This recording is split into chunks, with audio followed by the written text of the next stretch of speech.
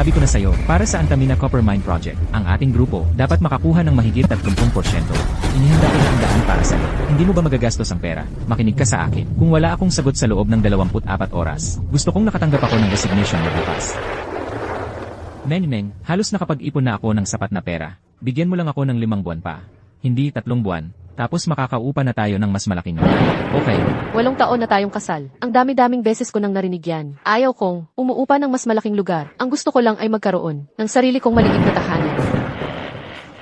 Hello. Meng, malabo ang signal dito. Hindi kita marinig. Talagang hindi ako makakapunta sa party bukas. Marami akong gagawin. Lutsuihan, naririnig mo ba ako? Ganyan ka na naman. Laging nauna ang trabaho. Alam mo ba kung gaano ako kalungkot? Na naiiwan mag-isa sa napakalaking bahay na ito araw-araw.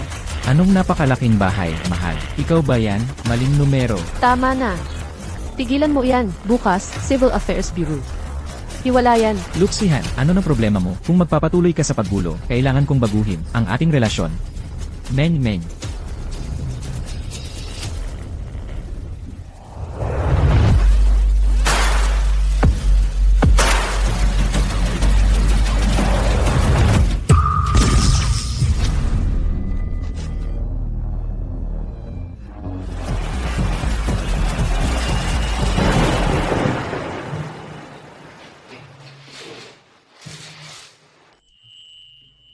Hoy, bakit kayo gising? Doktor, kukunin ko ang doktor. Huwag kang gagalaw.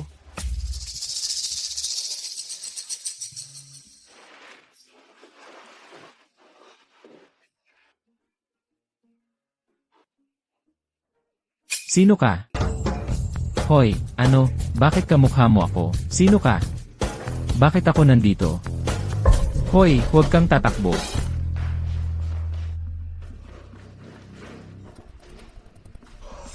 Ako. Ano ba talaga ang ginawa mo? Ibalik mo ang katawan ko. Ikaw ang magbalik sa akin.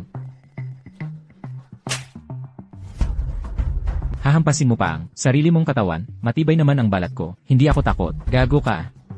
So, kung magpapatuloy tayo sa ganito, wala rin itong patutunguhan. Sabihin mo na lang kung sino ka.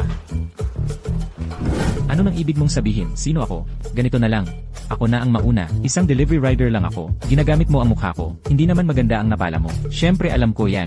Ako ang CEO ng Jinsheng International Group. Jinsheng International Group. Narinig mo na ba?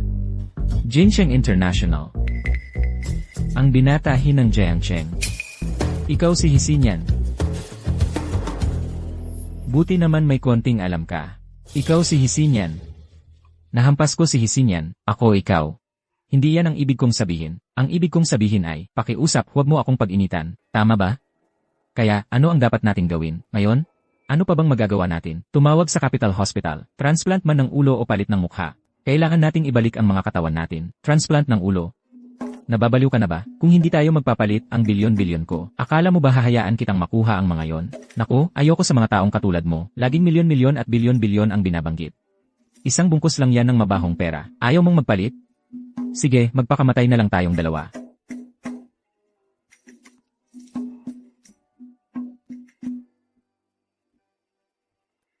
Telepono.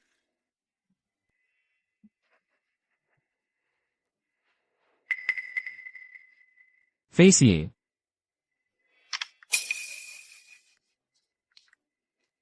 Binatahe, baka ako na lang ang tumawag. Kapag dumating sila, at nakita ang mukha mo, makikinig pa kaya sila sa'yo?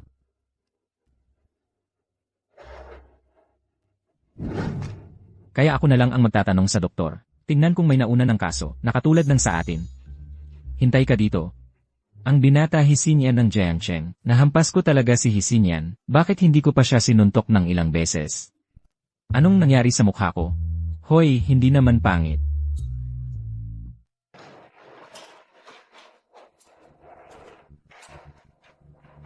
Nakatingin ka pa rin? Hoy, ano nang sabi ng doktor? Sabi ng doktor, ang sitwasyon natin ay hindi pa naririnig. Kung totoo ito, kailangan nating makipagtulungan sa Chinese Academy of Sciences para magsagawa ng mga pagsusuri. Pagsusuri? Susuriin ang ano? Siyempre, lahat. Lahat? Ito, may isa lang tayong paraan. Magpanggap ka muna bilang ako, at ako naman ang magpapanggap na ikaw. Tapos, ako na ang bahala mag-isip ng ibang solusyon. Hindi pwede yan. Hindi yan mag-work, may asawa't anak ako. Ako nga ang dapat mag-alala, bilyonaryo ako, champion ng beauty pageant ang asawa ko. Kahit saang ang gulo mo tingnan, ikaw ang nakalamang sa deal. Hindi yun ang ibig kong sabihin. Ang sinasabi ko lang, tama na, makinig ka sa akin ngayon. At kahit kailanganin nating magpalit ng utak sa bandang huli, ako ang sasagot sa gastos sa operasyon. May signing ceremony ako sa ilang araw. Ikaw ang bahala roon para sa akin. Pero sa ilang araw, mayroon din akong napaka-importanteng gagawin. Sige, sabihin mo, ako na ang bahala para sa'yo. Tandaan mo, si kang bilyonaryo na ngayon, huwag kang magpapaka-loser. Sabihin mo lang ang nasa isip mo. Ako. Gusto akong hiwalayan ng asawa ko. Hiwalayan lang yan, di ba? Walang problema. Pangako, tutulungan kita bukas para maayos ang hiwalayan. Hindi. Hindi yun ang ibig kong sabihin. Ayokong maghiwalay. So gusto mong bawiin ang asawa mo. Oh, pinagtaguan ko noon ang asawa ko. Mga 7 o 8 taon. Bago siya pumayag na pakasalan ako. May 4 na taong gulang na anak din kami. Ibig mong sabihin, magpapanggap akong ikaw. At babawiin ang asawa mo. Yun na lang ang paraan ngayon. Sige, gagawin ko. Pero tandaan mo rin ang sinabi ko sa'yo. Hindi dapat malaman ng sinuman na nagpalit tayo ng katawan. Sa ilang araw, yung signing ceremony, napaka-importante yon sa akin. Kailangan mong siguraduhin maayos yon para sa akin. Parang ang dali-dali para sa'yo. Marami pa akong kailangang pag-aralan. Ang tatay ng asawa ko, malapit na ang kaarawan niya. Nakapag-book na kami sa Longshan Hotel. Ang ika-6 niyang tita, mahilig kumain ng humba. At yung humba, nasa lugar na yon sa ilalim ng Longshan Hotel. At ang kapatid niya, gusto bumili ng kapatid niya. Sino yan?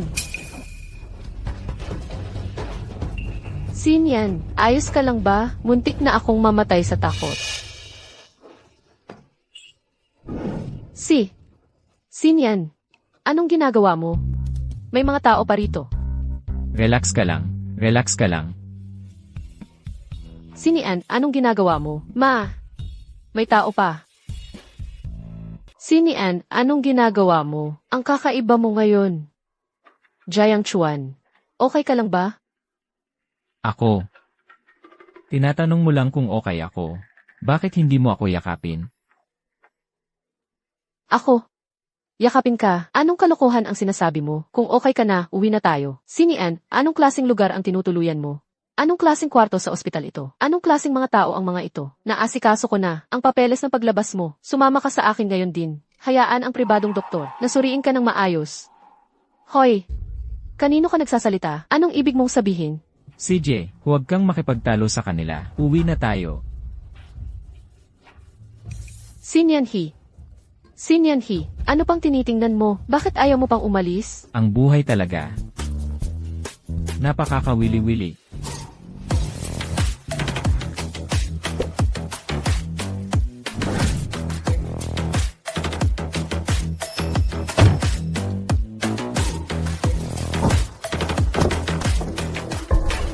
Maligayang pag-uwi, President He. Maligayang pag-uwi, President He. Ang ganda talaga ng buhay.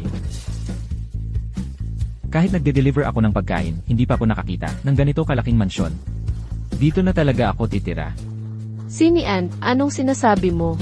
Bahay mo to. Nauntog ka ba sa aksidente at nawala sa sarili? Tandaan mo, sika na ngayon na may halagang 100 bilyon. Huwag kang magpakawalang hiya. Siyempre alam kong bahay ko to. Sa tingin ko lang, masyadong baduy. Dapat kumuha tayo ng taga-Paris na designer para i-design ulit. Ito ay dinisenyo ng pinakamahusay na designer sa Paris. Nagkamali lang ng salita. Dapat kumuha tayo ng taga-Lebanon na designer para maayos ang disenyo. Halimbawa yung lugar doon, ang pangit. Gibain at itayo ulit. Sinian, yan ang garahe natin. Nandito ang villa natin. Hello, President He. Hello. Dito, President He. Parang hindi totoo. Dito na talaga ako titira mula ngayon?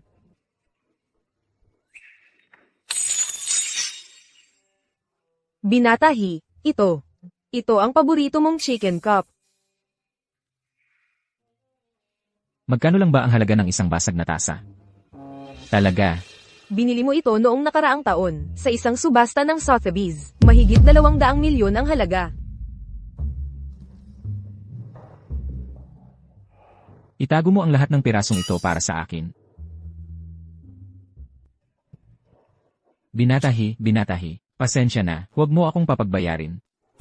Ang bahay na ito, wala man lang katulong. Ano nang inuungol mo dyan? Halika na at tumulong ka. Hindi ko alam kung paano. Pero marunong ka namang kumain. Hindi mo nga may angat ang isang plato. Anong klaseng ugali yan? Anong ugali sa tingin mo ang meron ako? Anong ugali ang dapat kong ipakita sa'yo? Genchuan o Genchuan. Napakababa ng estado mo sa pamilyang ito.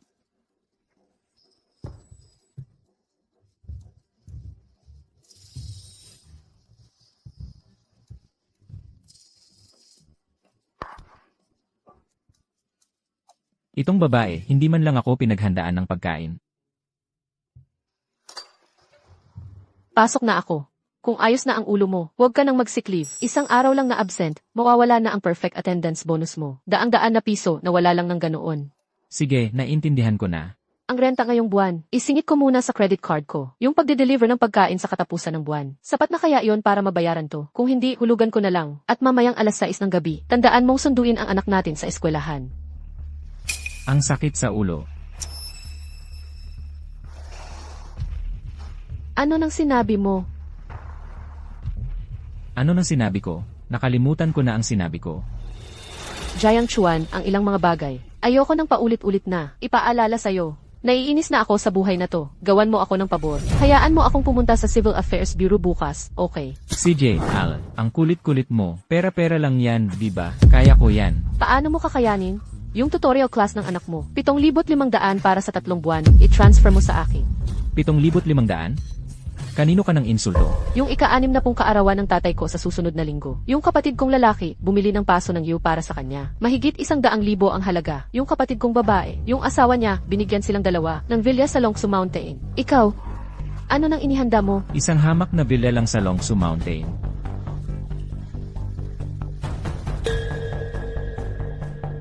Yung property fee para sa ikalawang hati ng taon, 350, i-transfer mo sa akin. 350? Ako ay. Bigyan mo ako ng ilang araw. Wala akong cash sa ngayon. Puro ka na lang salita. Ikaw. Jian Chuan, paano ka ba nabubuhay ng ganyan?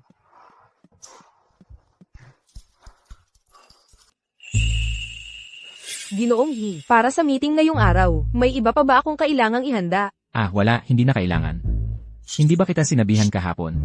Sige, naiintindihan ko na. Ipapadala ko ang mga kaugnay na dokumento sa iyong opisina mamaya. Sino ang makakaintindi ng datos na ito? Ang desisyong ito, paano ko malalaman? Hisinyan, ito ba ang ginagawa mo sa trabaho? Hindi tulad sa mga short video, kung saan pirma ka lang ng pirma tapos okay na. Ginoong He, pakitingnan muli itong report. Ito ang market analysis kaninang umaga, at ito naman ang kontratang binuo sa pagitan ninyo at ng highway company. Nakuha ko na.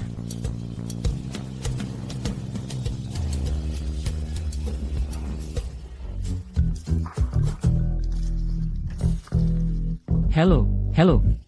Ginoong He, punong-puno ng mga dokumento ang lamesa. Alin ang dapat kong lagdaan at alin ang hindi? Piliin mo yung pinakanipis. At sabihin mong ulitin nila, lagyan ng tatak ang lahat ng iba pa. Tandaan mo, dapat lagyan mo ng tatak. Huwag mong lagdaan, madaling mahuli.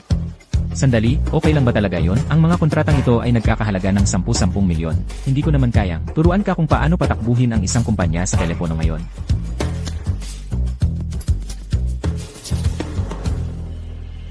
Hello.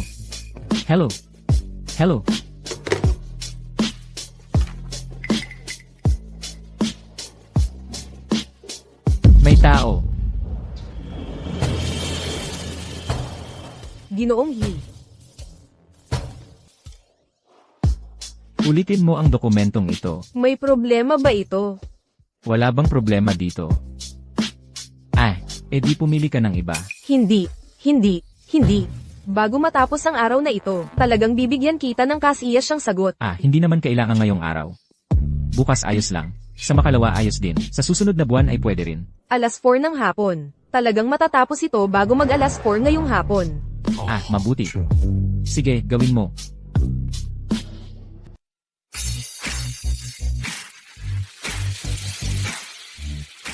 Genchuan, nahuli ka na naman. Ayaw mo na ng perfect attendance bonus mo sa buwang ito.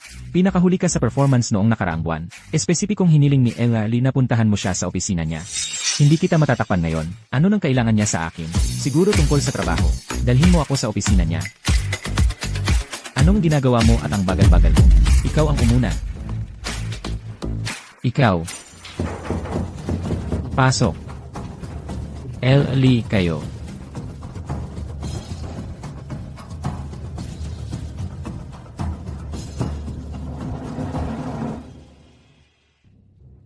Jen Chuan, namarkahan kang late kahapon. Nahit ka na naman ng kotse. Wow, alam mo pala yun? Nag-notify ang ospital sa kumpanya. Jen Chuan, sa 3 taon mong pagtatrabaho dito. Sa buwang ito, sa karaniwan, tuwing 3 araw, nababangga ka ng kotse. Maaga kang umaalis o nahuhuli sa pagpasok. Ano sa palagay mo, paano ko nalaman? Naku naman, Jen Chuan, ikaw ang hari ng pagiging tamad. Kaya naman pinakahuli ang performance mo.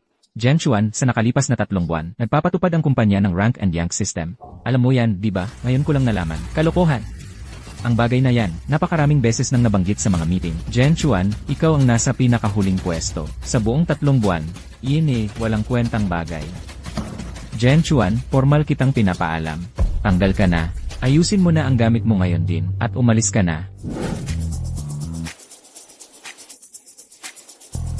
L.Ali, hindi pa tapos ang buwang ito, di ba?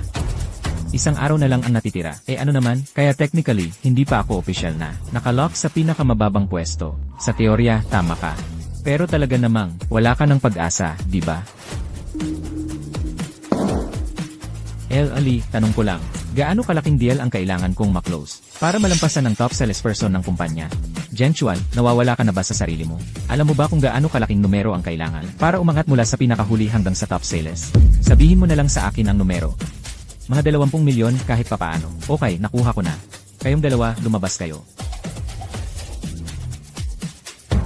Nawawala ka na ba sa sarili mo? Kung hindi nakakakilala sa'yo, akala mo ikaw ang CEO.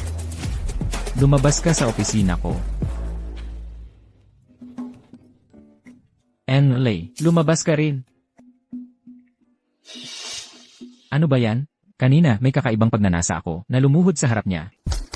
Tara, halika kayo tumingin. Ang pabigat sa kumpanya. Pumunta lang si Jen Chuan sa opisina ni Manager Lee at sinabi, nakukuha siya ng deal na 20 milyong dolyar. Imposible, siya? Gusto niyang makakuha ng deal na 20 milyong dolyar. Ang tanging paraan lang para magawa niya yun, ay kung haharapin niya ang pinakamahirap na kliyente ng kumpanya, si Jiang Chayan, magaling. Siya, magaling. Sus, 2 buwan ko nang hinahabol yung deal na yon. Malaki ang scale. Pero solidong-solido ang pondo nila. Hindi sila titingin sa maliit nating operasyon. Ayon nga sa pinakamagaling na salesperson. Tiyak na magmumukhang tanga si Jiang Chuan. Sinabi ni Manager Lee noon, ang sino mang makakuha ng deal na ito, ay magiging Vice President ng kumpanya. Ambisyoso pala yung si Jiang Chuan. Gusto maging boss natin. Tol Jiang, desperado ka na. Hinahamon mo pa ang deal na to? Ikaw ang unang tao na nangahas na kausapin ako ng ganyan. Ako. Hindi yon ang ibig kong sabihin. Sinasabi ko lang, huwag kang magpakamatay sa imposible. Sa mundong ito, ang pera ang pinakamadaling makuha. Isang hamak na 27 milyon sa isang tawag lang. 10 deal na tig 27 milyon ay pipirmahan sa loob ng 10 minuto. Tigilan mo na ang kayabangan. Sa buong buhay mo, nakakita ka na ba ng 20 milyon? Jen Chuan, kung totoo ang sinasabi mo, kalimutan mo na ang pagiging vice presidente. Tatawagin pa kitang tatay. Gagawin ko yan. Alas 4 na, 10 minuto na lang ang natitira. Hello, Yehi. Ipaalam mo na sa trading department. Ilipat ang 5% ng mga trading account ng kumpanya sa Xilin branch. Ang Xilin branch, dyan ba ako nagtatrabaho? 5% magkano ang 5%? Tinatayang 300 milyon. Ehi, totoo ba ito? Pwede ba ito? Ang komisyon ko sa buwang ito. 6 na numero. Ilipat mo na. Ang password ay 6 na po yan. Sige, nakuha ko na. Nagpapanggap lang yan. 300 milyon. Nagbibiro ka siguro. Ang buong branch, ang taunang turnover, ay hindi ganoon kalaki. Pero may isa akong kondisyon. Sige, sabihin mo. Anong ginagawa mo? Kapag dumating na ang pondo, gusto ko ng 100,000 bilang komisyon. Ay impossible yon. Biglang tumanggap ng pondo ang account ni Jilly, na 300 milyon. Ang investor ay ang Jinsheng International Group. Ye Jiang, Ako muna ang mag-advance. Gamitin mo kung para saan mo gusto. Ang isang vice presidente ay dapat may kotse, di ba? Kailangan kong sunduin ang anak ko sa eskwelahan mamaya. Walang problema. Meron tayo. Yay, Jayang. Gamitin mo muna ang kotse ko. Kapag kailangan ko, papaalam ko sa'yo isang araw bago.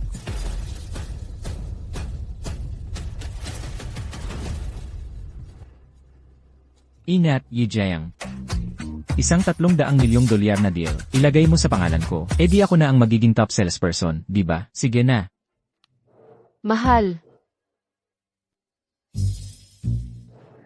Bakit naman pag ako'y nagpabaya kahit sandali, ay tumatakbo ka na agad sa kumpanya?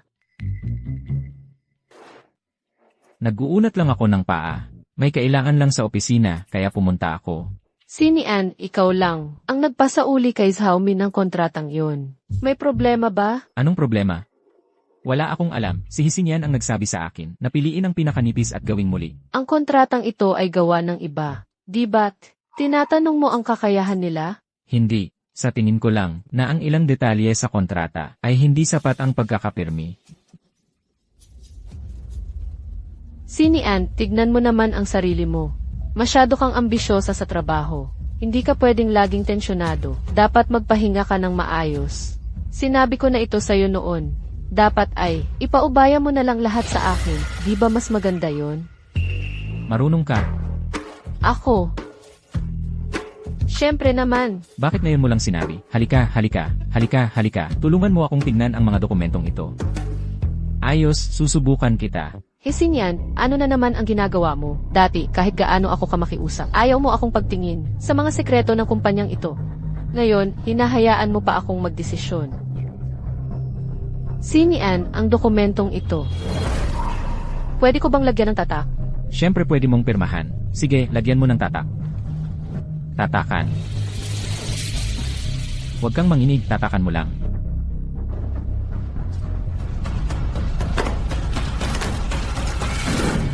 Sinian, alam ko na sinusubukan mo talaga ako. Ako, hindi kita pag-initan.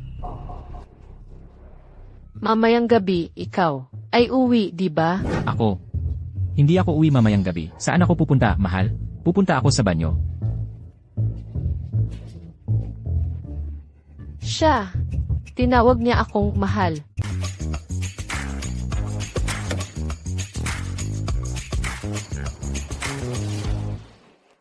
Ginoong He, ako ang tumulong sa'yo para makuha mo ang malaking deal na yon ngayon. Hindi ba't may utang na loob ka sakin? Ano nang ibig mong sabihin? Ikaw ang tumulong sakin. Ako ang tumutulong sa'yo. Okay. Tama, tama. Ang galing ni Ginoong He. Si Ginoong He ang pinakamagaling. Kung tutulong ka na, bakit hindi mo na lang tapusin? Kasi ngayon, ay anniversary ng kasal namin ni Mengmeng. Nitong nakaraang taon, sa araw na ito, nakalimutan ko dahil sobrang busy ako sa trabaho. Kaya, pwede ba, kahit anong mangyari, tulungan mo akong pasayahin siya ngayon? Okay. Tulungan mo akong bumili para sa kanya ng, hoy, tama na yan. Ang kulit mo talaga, Young Master He. Kung hindi mo siya papasayahin ngayon, makikipaghiwalay na yan sakin. Kung makikipaghiwalay siya sakin, di yung pinapagawa mo sakin, hindi ko rin gagawin. Alam mo ba, tinitingnan ko ang mga dokumento mo, hanggang alas 4 ng hapon kahapon, hindi pa ako nakakain ng tanghalian. Lahat ng impormasyon mo, kailangan kong hanapin sa internet, alam mo. Hindi nga ako nag-aral ng ganito kahirap para sa college entrance exam. Kaya, tutulong ka ba o hindi? CJ. Wala na akong magagawa sa'yo, masaya ka na? So ano bang ginagawa mo, na napaka-importante ngayon? Sinusundo ko ang anak mo, sa eskwelahan.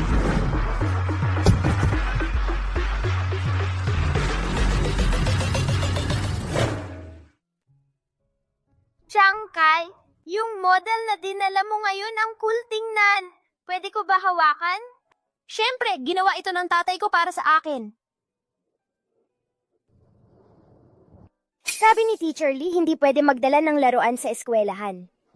Jiang Rishwe, naiinggit ka lang. Binibili ng tatay ko lahat ng gusto ko. Hindi tulad ng tatay mo. Hindi totoo yan. Binibili rin ng tatay ko lahat ng gusto ko. Mas magaling ang tatay ko kaysa sa tatay mo. Mercedes-Benz ang sasakyan ng tatay ko. Yung tatay mo? Ano naman ang special sa Mercedes? Mas maganda pa ang sasakyan ng tatay ko. Anong klaseng sasakyan ang dala ng tatay mo? Mas maganda kaysa sa Mercedes, sigurado ako. Porsche lang ang mas maganda sa Mercedes. Sasabihin mo bang Porsche ang sasakyan ng tatay mo? Food delivery guy ang tatay niya. Electric scooter lang ang sinasakyan niya. Food delivery guy ang tatay niya.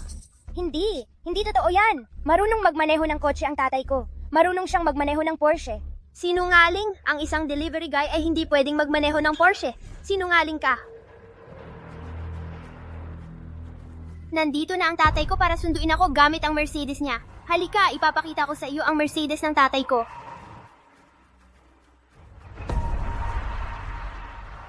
Wow, ang cool. Ito ba ang Mercedes? Jiang Yingxue, nasaan ang sasakyan ng tatay mo? Ay nako, ano na ang gagawin ko? Hindi ko na dapat ipinagmayabang. Wow, Porsche. Wow, kaninong magulang yon? Porsche. Hindi lang yung kotse ang astig. Pati yung driver, ang gwapo.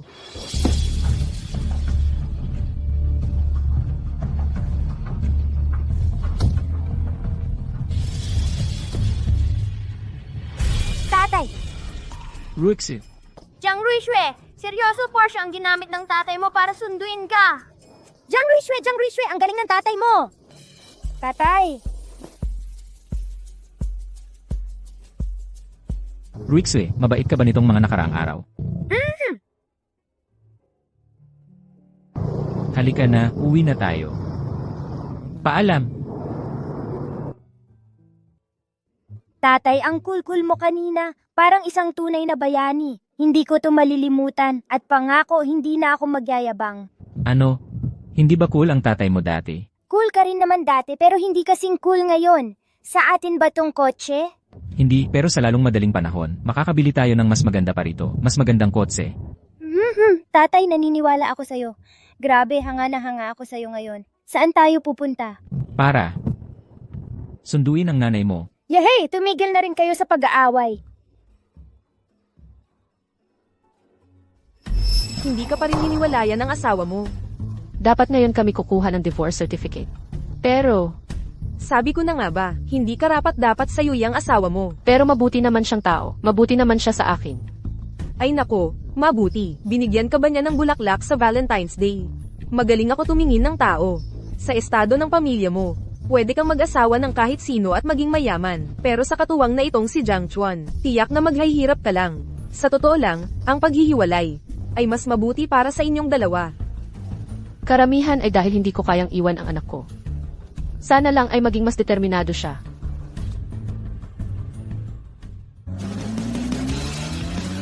Aba, ang galing naman.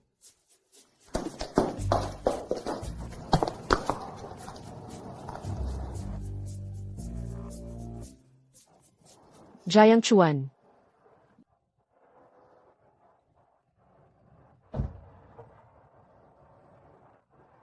Mahal.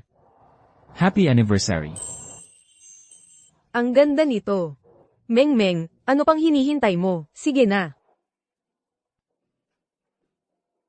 Mahal. Para sa'yo ito. Happy anniversary.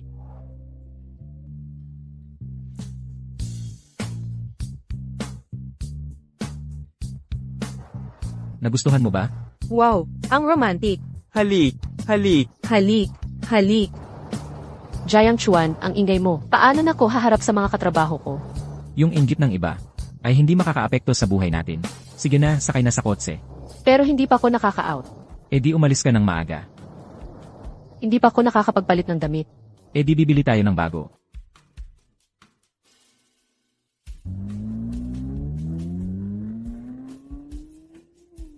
Ang astig naman nito, parang eksena lang sa teleserye. Sabi ko sa'yo, iba talaga yang si Jiang Chuan. Swerte talaga ni Meng.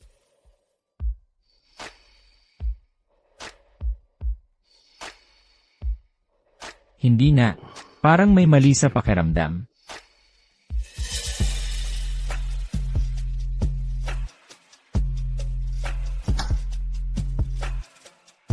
Sinian tayo. Kailan pa to nung huli tayong nagkita? Ang ganda ng atmosphere ngayong gabi. Huwag, Jenchuan. May asawa't anak ka na. Huwag kang mag-isip ng kung ano.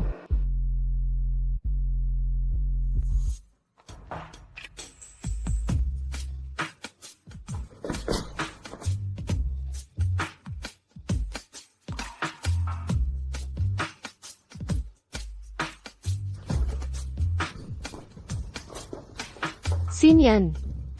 Ikaw. Ang tingin mo sa Kim. Nagiging. Natatakot ako. Ikaw. Hindi ba? Hindi ba gusto mong gawin sa Kim yun?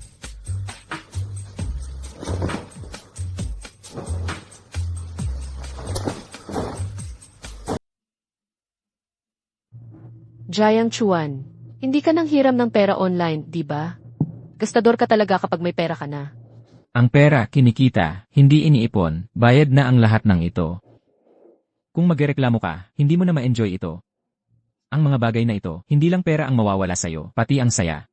Ma, tama naman si Dad. Ang sarap ng steak na ito. Nabili ka na niya.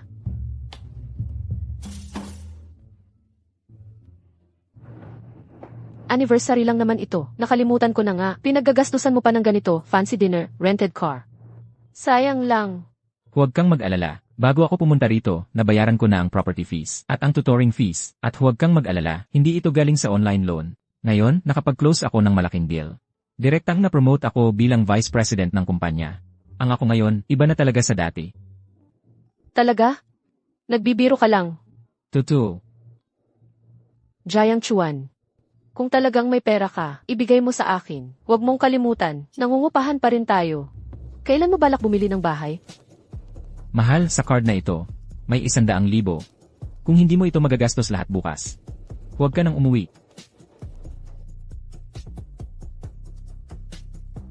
Kakaiba. Hindi pa ako nakaranas na ganito kadali na ibigay ang buong ipon ko sa ibang tao. Pero sila, palaging nagbibigay sa akin ng pakiramdam ng tiwala na hindi ko maipaliwanag. Nagbibiro ka lang, di ba? Sige na, wag na. Enjoy muna natin ng maayos ang anniversary natin. Waiter. Ito.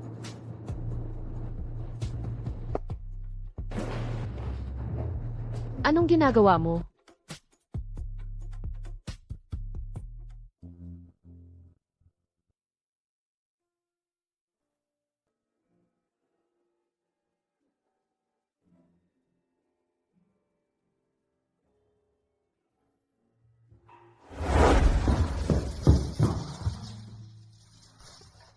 Ito ang paborito mo.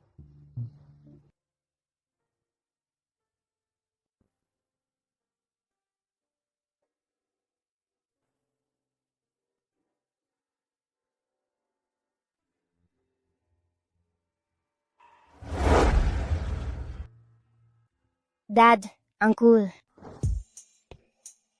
Hintayin mo ako. Tumigil ka dyan. Hoy, ano nang problema mo? Hindi ka katulad ng dati. Ako. Wala lang ako sa mood ngayon. Tingnan mo ang mga mata ko.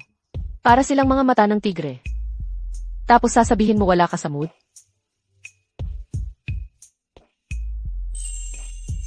May gagawin pa ako. Kailangan ko nang umalis. Hinto. Dahil ba yan sa kontrata kanina?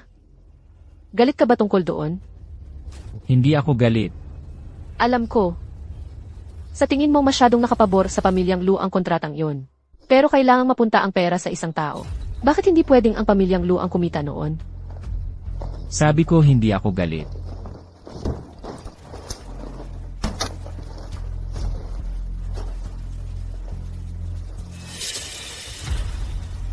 Akala ko nagbago ka na. Pero sa huli, ganoon ka pa rin.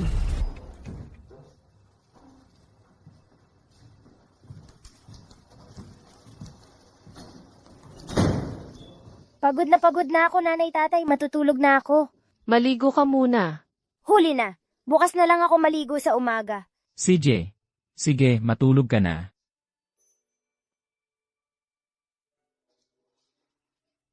Maghihiwalay pa ba tayo? Birthday banquet ng tatay ko bukas. Kailan pa ako magkakaroon ng oras para hiwalayan ka? Pero kung ikaw ay hindi makapasa sa pagsusulit ng pamilya ko, baka sa huli, kailangan pa rin nating maghiwalay.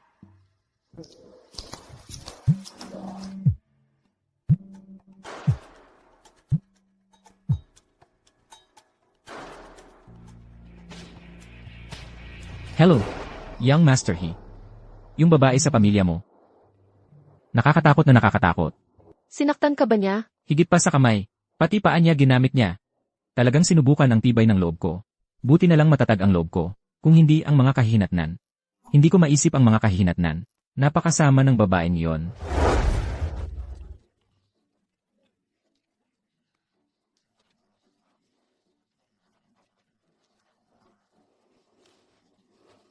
Paano kung malalaman kung kailan sila magigising?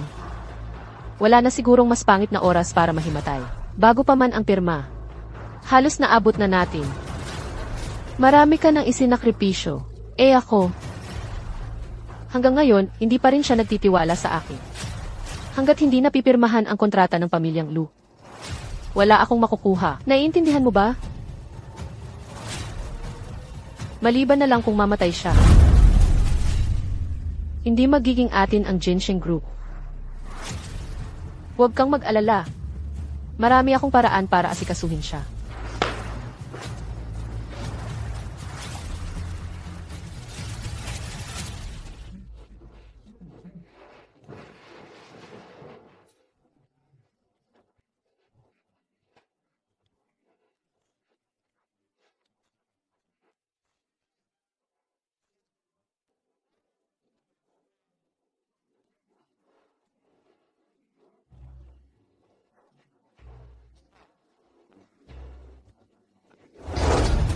Jianchuan, huminahon ka.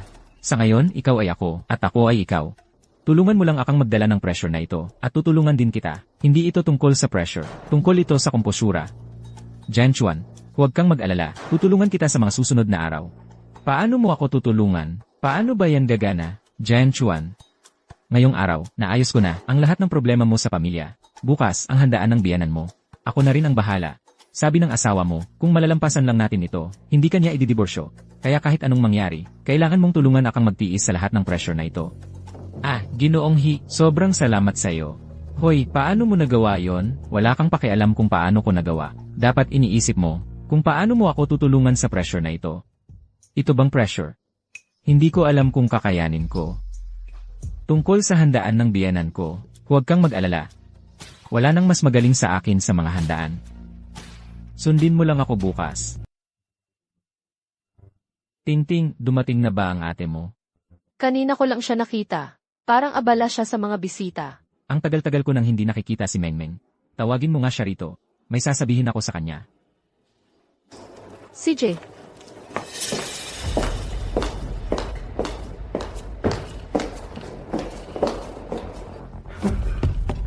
Ate, naubusan ng Maze Table 3. Kunin mo roon. CJ.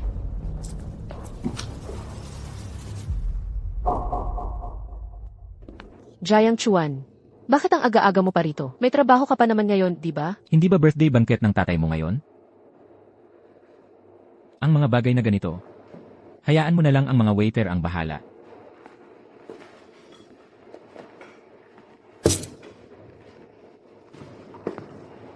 Tara na. Jiang Chuan, anong ginagawa mo? Mag-asikaso ka na lang sa mga bisita. Pupunta tayo mamaya. Aba. Si Jiang Chuan pala.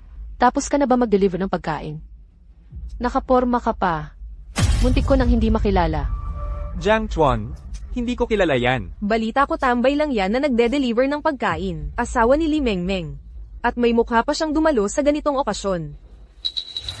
Jiang Chuan, hindi ba nag-text ako sa'yo kanina? Sabi ko pagkatapos ng alas 8 ka pumunta. Bakit ang aga-aga mo pa rito? Sinabi ko na sa'yo na mamaya ka na pumunta. Ngayon ka pa dumating para lang mapahiya. Para sa pagbati ng kaarawan, ang sinseridad ang pinakamahalaga. Bukod pa riyan, ikaw ang panganay na anak ng pamilya Li. Hindi dapat ikaw ang naghahain ng tsaa at tubig. Sa halip na nakaupo sa pangunahing mesa. Anong klaseng impresyon ang maiiwan yan? Jiang Chuan, kinakausap kita. Hindi mo ba ako naririnig? Mahal. Sino itong lalaking ito? Hindi ko pa siya nakikita dati. Siya ang asawa ng walang kwentang ate ko. Na walang kwentang asawa. Nagtratrabaho ng pagod na pagod sa isang securities firm sa araw. At nagde-deliver ng pagkain sa gabi. Siyempre hindi mo pa siya nakikita. Siya pala yun. Hoy. Hindi, bigyan natin siya ng trabaho sa kumpanya natin. Bilang hepe ng seguridad, pwede siyang magbantay ng pinto para sa akin. Nako, huwag mo nang gawin yun. At ang ate mo rito. Pwedeng maging assistant secretary sa kumpanya ko. Ang ate ko ay masyadong mapagmataas para dyan. Mas gugustuhin pa niyang magbenta ng damit o maging waitress kaysa umuwi at humingi ng tawad. Jiang Chuan, kinakausap ka ng bayaw ko, hindi mo ba naririnig? Bingi ka ba? Huwag kang magmalaki, may sasabihin ako sa'yo. Kung patuloy mo akong kakausapin ng ganyan, mag-iingat ka, baka ikaw ang mapunta sa bangin.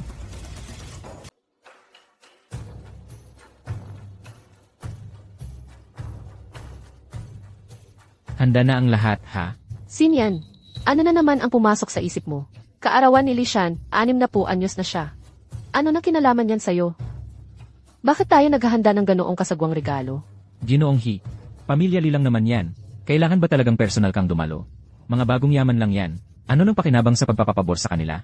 Hindi mo lang naiintindihan. Ang bagay na ito ay ang pinakamahalaga sa ating kumpanya. Kailangan nating tiyaking ipakita natin ang buong paggalang sa lahat ng paraan. Naiintindihan ko, binatang He. Kunin mo ang mga ito at mauna ka na. Tapos ako ay magpapasikat. Opo. Xinyan. Kahit na hindi naman ganun kalaki ang halaga ng mga regalong ito. Pero, hindi ba sa tingin mo na masyado mong binababa ang estado ng pamilya, He? Hindi ko talaga maintindihan kung ano ba talaga ang layunin mo sa paggawa nito. May kaibigan lang na humingi ng pabor. Gusto niyang tulungan ko siyang magmukhang astig. Binigay ko na sa kanya ang mga gamit. Ibabalik din naman niya sa atin. Ilang bagay lang naman yan. Hindi naman talaga mahalaga kung ibabalik niya o hindi. Ang mahalaga ay na ang ating pamilya, He, ay nagpapapansin sa pamilya Li, isang maliit at walang kwentang angkan. Hindi ba't medyo hindi bagay yon? Tungkol sa bagay na ito, makinig ka muna sa akin ngayon. Sa hinaharap kung may anumang, ako ang makikinig sa'yo. Okay, settled na yan. Ano ba talaga ang tunay mong pakay dito? Jiang Chuan, anong nangyari sa'yo? Ngayon ay ang malaking selebrasyon ng kaarawan ng tatay ko. Anong klaseng kalokohan ang pinagsasabi mo kanina? Alam mo namang kaarawan ni tatay, nagkakagulo ka pa. Bakit ka nag-iingay dito? Bayaw mo siya. Hindi ba ako isa rin? Jiang Chuan, nawawala ka na ba sa sarili mo? Sino ba sa tingin mo ang sarili mo? Ano nang karapatan mong ikumpara ang sarili mo sa asawa ko? Isa ka lang namang hamak na tagahatid. Paano ka makakapantay sa asawa ko? Isang lalaking kagaya niya? Li Mengmeng, binalaan na kita noon. Naputulin ang lahat ng ugnayan mo sa kanya. Pero ano ang ginawa mo? Nagmadali kang magkaanak sa walang kwentang to. Tingnan mo ang sarili mo ngayon. Anong klaseng buhay ang tinatamasa mo? Ang pagiging mahirap ay isang bagay. Pero nagmamalaki ka pa rin. Kung anong klaseng buhay ang tinatamasa ko. Hindi yan pakialam mo. Dahil minahal ko siya noon. Sulit siya. Sabihin mo, dati mo pa siyang gusto, di ba? Ngayon, akala mo ba hindi ko alam? Nasa proseso kayo ng diborsyo ngayon, hindi ba? Kapag mahirap ka, lahat hirap. Ngayon mo lang nare-realize, pero medyo huli na. Tingnan mo ang mga kalyo sa kamay mo. At yung dating mong duwag at sunod-sunuran. Ate mo ako. Nahihiya akong tawagin kang ate.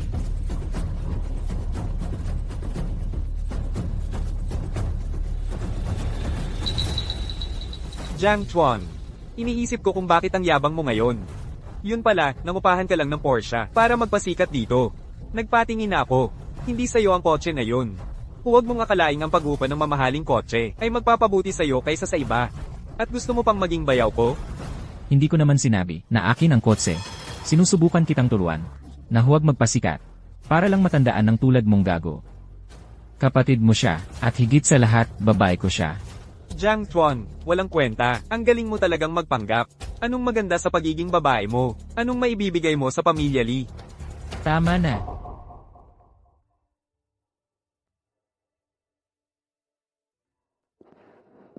Dahil nandito ka na, bakit hindi ka pumasok para magpakita sa akin? Nasaan ang apo ko? Maligayang kaarawan, Itay. May pasok ngayon si Rixie. Pagkatapos ng klase, dadalhin ko siya rito. Magkasama pa ba kayo? Hoy! Kung magkasama kayo, para lang magpahirapan, mas mabuting tapusinan niyo agad. Tama si Itay. Ate, makinig ka. Anak kita. Wala akong pakialam sa iba. Gusto ko lang na maging masaya ka.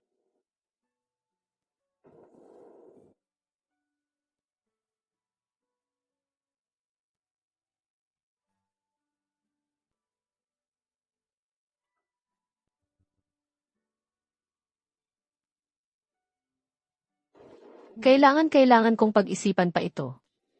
Hindi naman kita sinisikil. Malaki na nga naman ang bata. Isang buhay na walang katapusan. Siguro pagod na pagod ka na ngayon. Sir, una sa lahat, maligayang kaarawan sa'yo. May punto ka dyan. Pero para sa akin, si Jiang Chuan, hindi ako isang tamad na walang kwenta. Sadyang hindi lang ako sinuwerte. Bigyan mo lang ako ng kaunting panahon. Talagang ipaparamdam ko sa'yo ang bagong tingin sa akin. Medyo iba ka nga ngayon. Pero binata, hindi sapat ang salita lang. Jiang Chuan, puro ka lang salita. Sabi mo narito ka para magdiwang ng kaarawan. Pero hindi pa ako nakakita ng sinumang dumating ng walang dala sa isang selebrasyon. Dad, ito ang regalo ko para sa'yo. Isang purple clay pot mula kay Master Chin Mankiao. Hindi tulad ng iba, na dumating ng walang dala para magdiwang. Dad, ito ang titulo ng Villa sa Bundok Longsu. Mula sa amin ni Wuyu. Dad, handa na ang villa. Maaari ka nang lumipat anumang oras. Mabuti. Napakamaasikaso nyo. Wow, ang mamahalin talaga ng mga regalo. Nagbibigay sila ng villa. Mukhang itong si Boss Wu ay talagang yumaman nitong huli. Narinig ko ang pamilya Wo at si Manager Hao ng Jinsheng Group ay pumirma ng 2 malaking kontrata. Kapag natapos na ang 2 proyektong ito, ang pamilya Wo ay malamang na maging nangungunang pamilya sa Jiangcheng, ang number 1 na pamilya.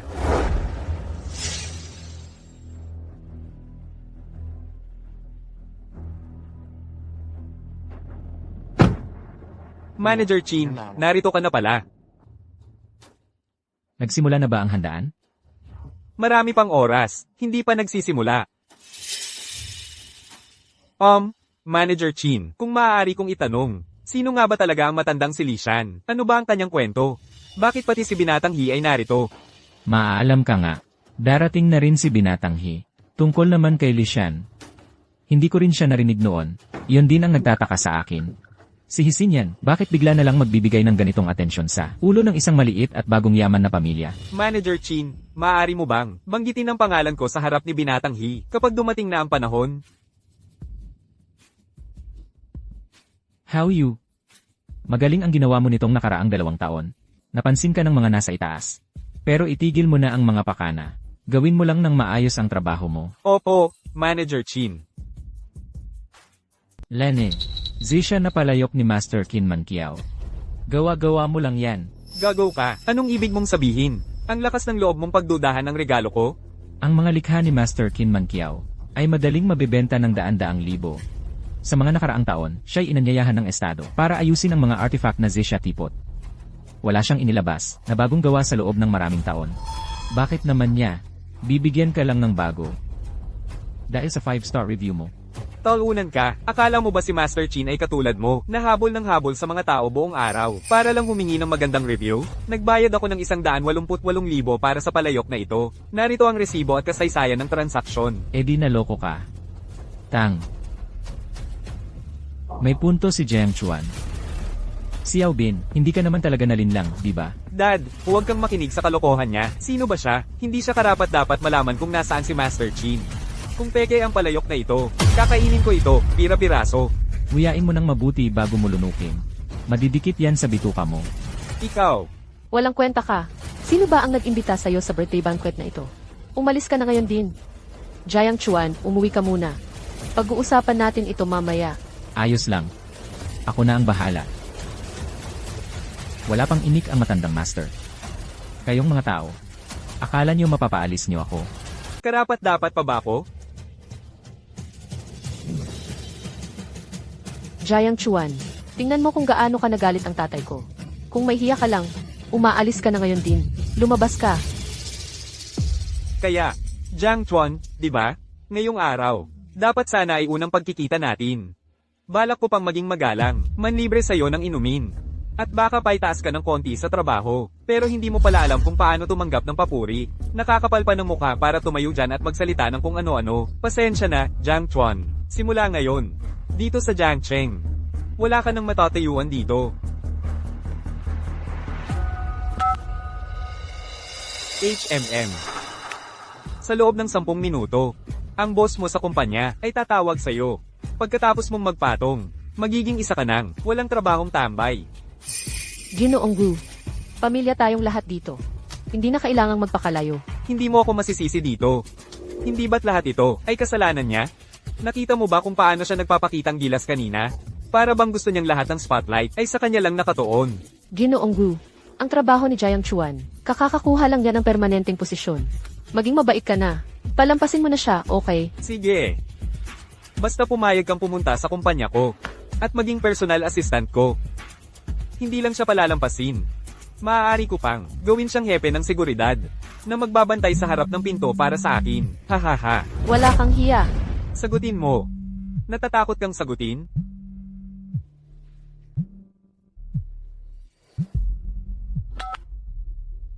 CJ, naiintindihan ko. Pasok. Nagpapanggap ka pa? Hindi ka ba mababasa sa takot mamaya? Paano kung humanap tayo ng mas tahimik na lugar at lumuhad ka para makiusap sa akin? Libin, hindi mo ba sinabing walang daladala akong regalo? Ipapakita ko sa'yo kung ano ang tunay na handog na pambati. Jinsheng International Group General Manager, si Hao Yu, at Vice President, si Qin Xiao, ay narito upang magbigay pugay. Ano, nandito na si Ji Hao mula sa Jinsheng International. At ang maalamat na, hindi natalong kampyon ng Timog, ang Working Emperor, Qin Xiao. Diyos ko, ang mga ito ay pawang, maalamat na personalidad. Honey, bakit naman bababa ang mga sarili ni na President Qin at Yi Hao para pumunta rito? Well, siguro binigyan ako ng mukha ni Ji Hao. Kakakain lang namin ng magkasama, ilang araw lang ang nakalipas. Oh, honey. Ang galing naman. Sa pagdating ng mga tao mula sa Jinsheng International, para batiin si Dad sa kanyang kaarawan ngayon.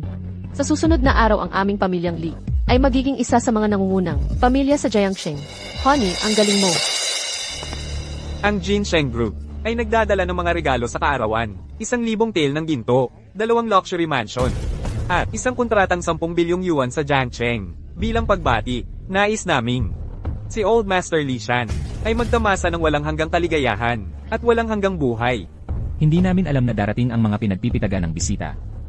Hindi kami lumabas para salubungin kayo. Old Master, masyado po kayong mabait. Ito ay isang munting pagpapahalaga mula sa iyong manugang na ipinagkatiwala sa aming Jinsheng Group. Mangyaring tanggapin nyo. Ito, masyado itong mabigat. Ako, hindi ko ito matatanggap. Oh, Ji Hao, President Qin. Ito, naglakbay pa kayo ng malayo. Bakit hindi ninyo ako sinabihan? Masyadong mabigat ang mga red along ito. Ang inyong kumpanya ay gumastos ng labis. Kayo po ba ay ang manugang ni Old Master Lee? Oo, ako nga. President Qin. Siya ang pangalawang anak ng pamilyang Wu. Nakipagtulungan kami noong nakaraang buwan. Kung ganon, hindi tayo mga dayuhan. Young Master Wu. Mangyaring tingnan ang mga regalo.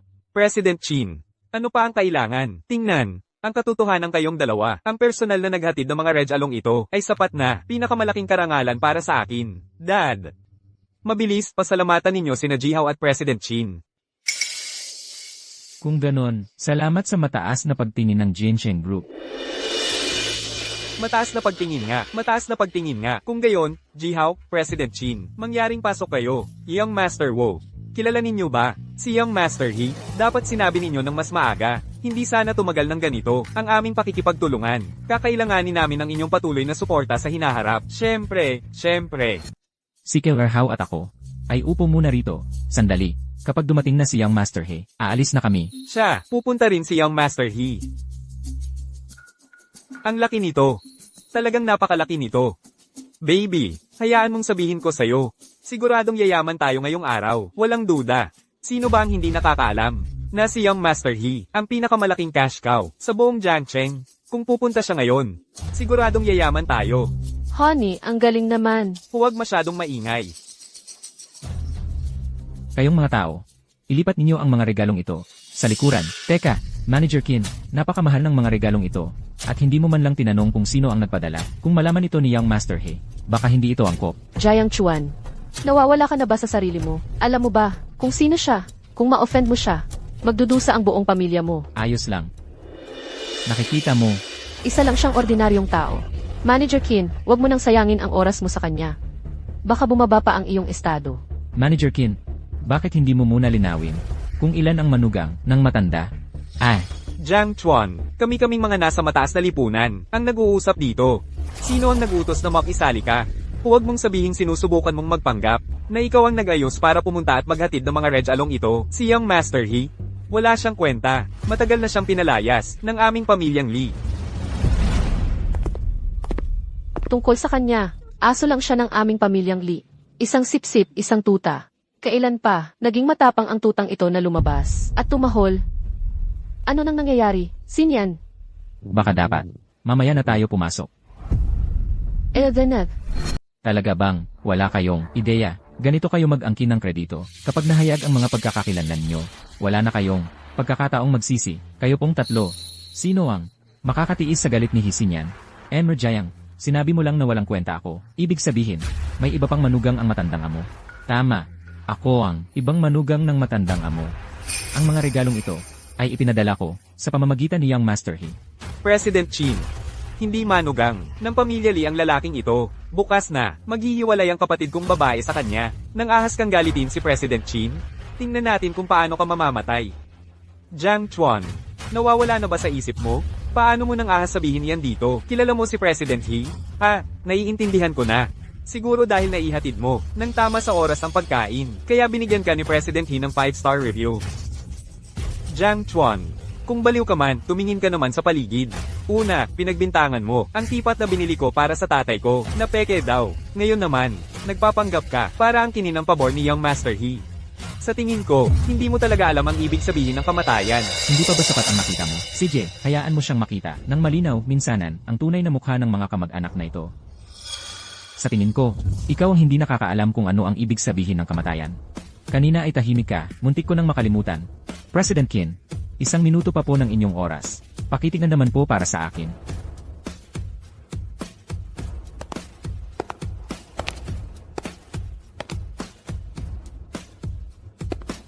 President Qin, maaari po bang tingnan nyo? Tingnan ninyo kung tunay nga itong gawa ni Qin Man Kiao.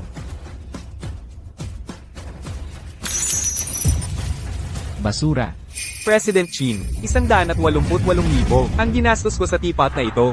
Hindi mo man lang tiningnan, bago mo basagin. Si Qin Man Kiao, ang aking ama. Ano?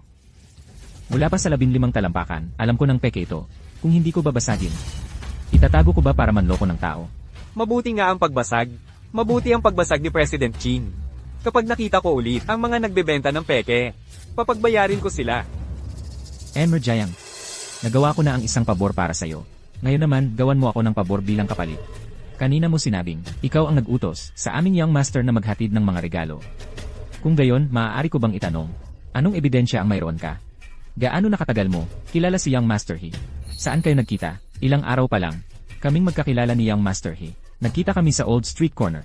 Bagamat hindi pa kami, matagal na magkakilala, maganda naman ang aming samahan. Jiang Chuan, ginagawa mo lang yan. Sino sa tingin mo ang maniniwala sa ganyang kasinungalingan?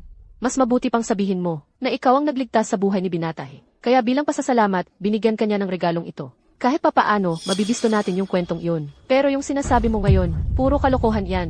Jiang Chuan, humihingi ka ng tawad kay Ginoong Chin. Ngayon din. Ako? Hihingi ng tawad sa kanya. Siya ang nagkamali. Siya ang dapat humingi ng tawad. Ang kapal ng mukha mo. Alam mo ba kung kanino ka nakikipag-usap? Ang lalaking nakatayo sa harap mo ay ang hari ng ilalim ng lupa sa Jiangsheng, si Qin Shao. Nagtratrabaho ka para sa kanya. Siyempre, Ano ng pangalan mo? Hao Yu. Mabuti, maalala kita. Hindi mo naman sinus indek ako sa sinabi mo, di ba? Jiang Chuan. Gusto mo talagang mamatay. Ang kapal ng mukha mong kausapin ng ganyan si Director Hao. Ang pagtatanggal sa'yo ay napakagana ng parusa sa'yo. Walang modo. Ang lalaking ito ay ang business director ng Jinsheng International. Sa Jiangsheng, kailangan lang niyang tumingin at mamamatay ka na nang hindi mo man lang alam kung ano nang tumama sa'yo. Isang business manager lang, ni hindi kita tinatanggap bilang banta. Ay. Hindi ko alam na may tao sa Jiangsheng na kasing yabang mo para kang pulaka sa balon. Wala kang alam sa laki ng mundo.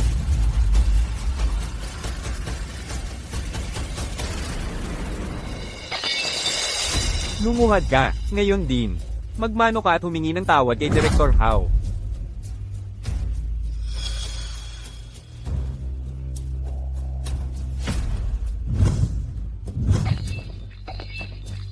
Jiang Chuan, ang kapal ng mukha mo, ang lakas ng loob mong bastyusin. Si Ginoong Chin ng Jinsheng International. Lumuhad ka, magmano ka at aminin mong nagkamali ka. Simula ngayon, ikaw ay wala nang kinalaman sa pamilya naming Lee. Ting-ting. Tatay, huwag kang makialam. Binalasubas niya si Ginoong Qin. Dinahilan niya to sa sarili niya. Hindi natin pwedeng hayaan ang walang kwentang to, na isama ang buong pamilya natin sa kapahamakan. Jiang Chuan.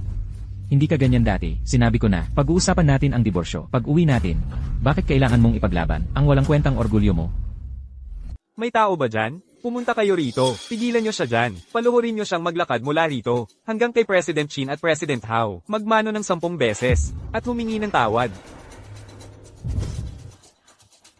Ayos, ayos. Kayong mga ito, talagang nagpakita ng magandang palabas para sa akin ngayong araw. Pero, sa tingin nyo ba talaga, na wala akong galit?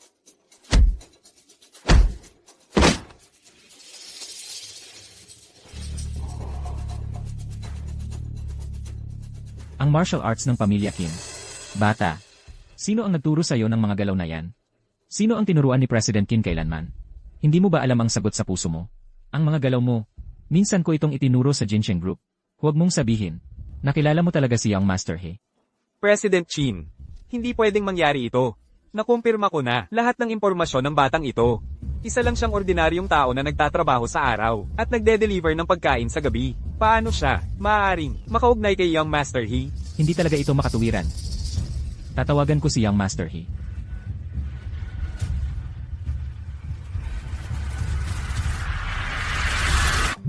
Sinyan. Mukhang si President Qin ang kausap sa telepono. Papasok ka ba?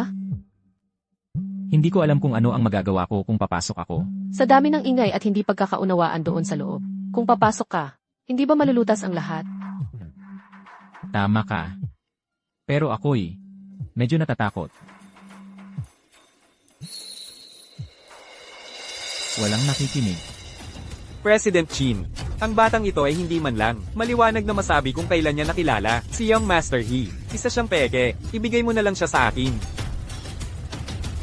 Ang Jincheng Group ayaw mangapi ng mahina, pero dahil nagpapanggap ka, ngayon ay gagawa ako ng eksepsyon at durugin kita ng parang ipis. May tao ba dyan? Baliin ang kanyang mga binti at itapon siya sa labas. Jiang Chuan, wag. Kailangan mong umalis ngayon na. Tigil.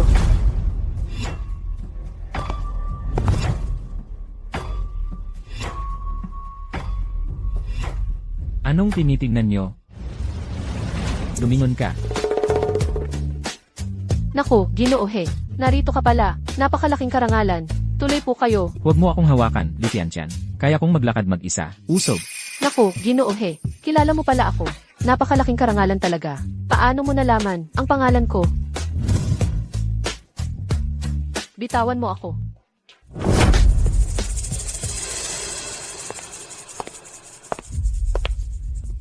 Jinuhi.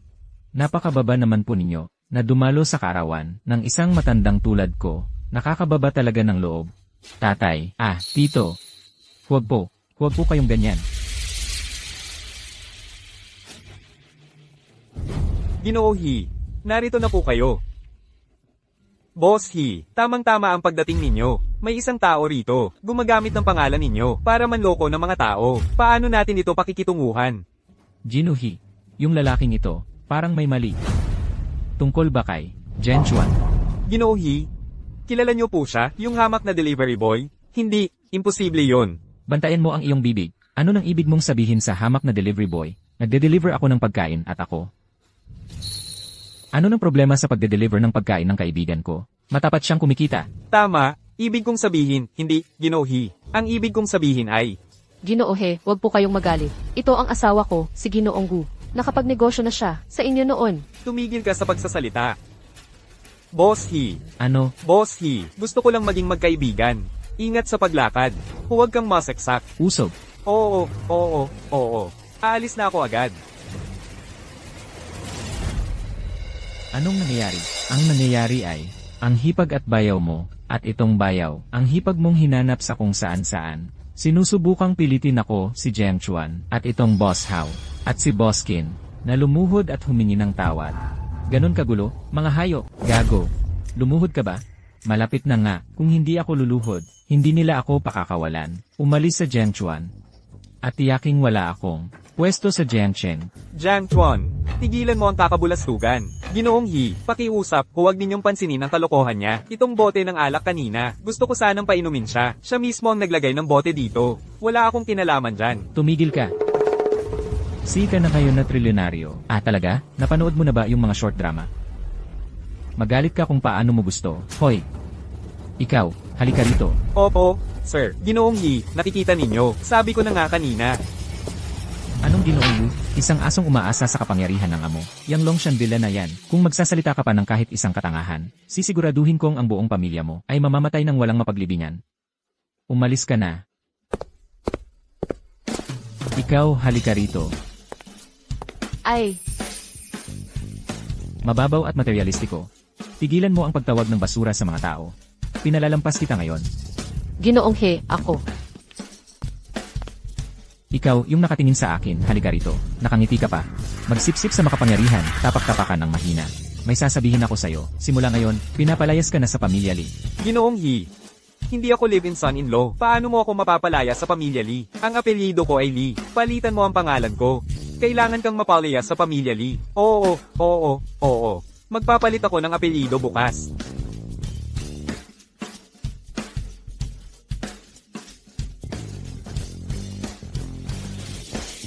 Hoy, man.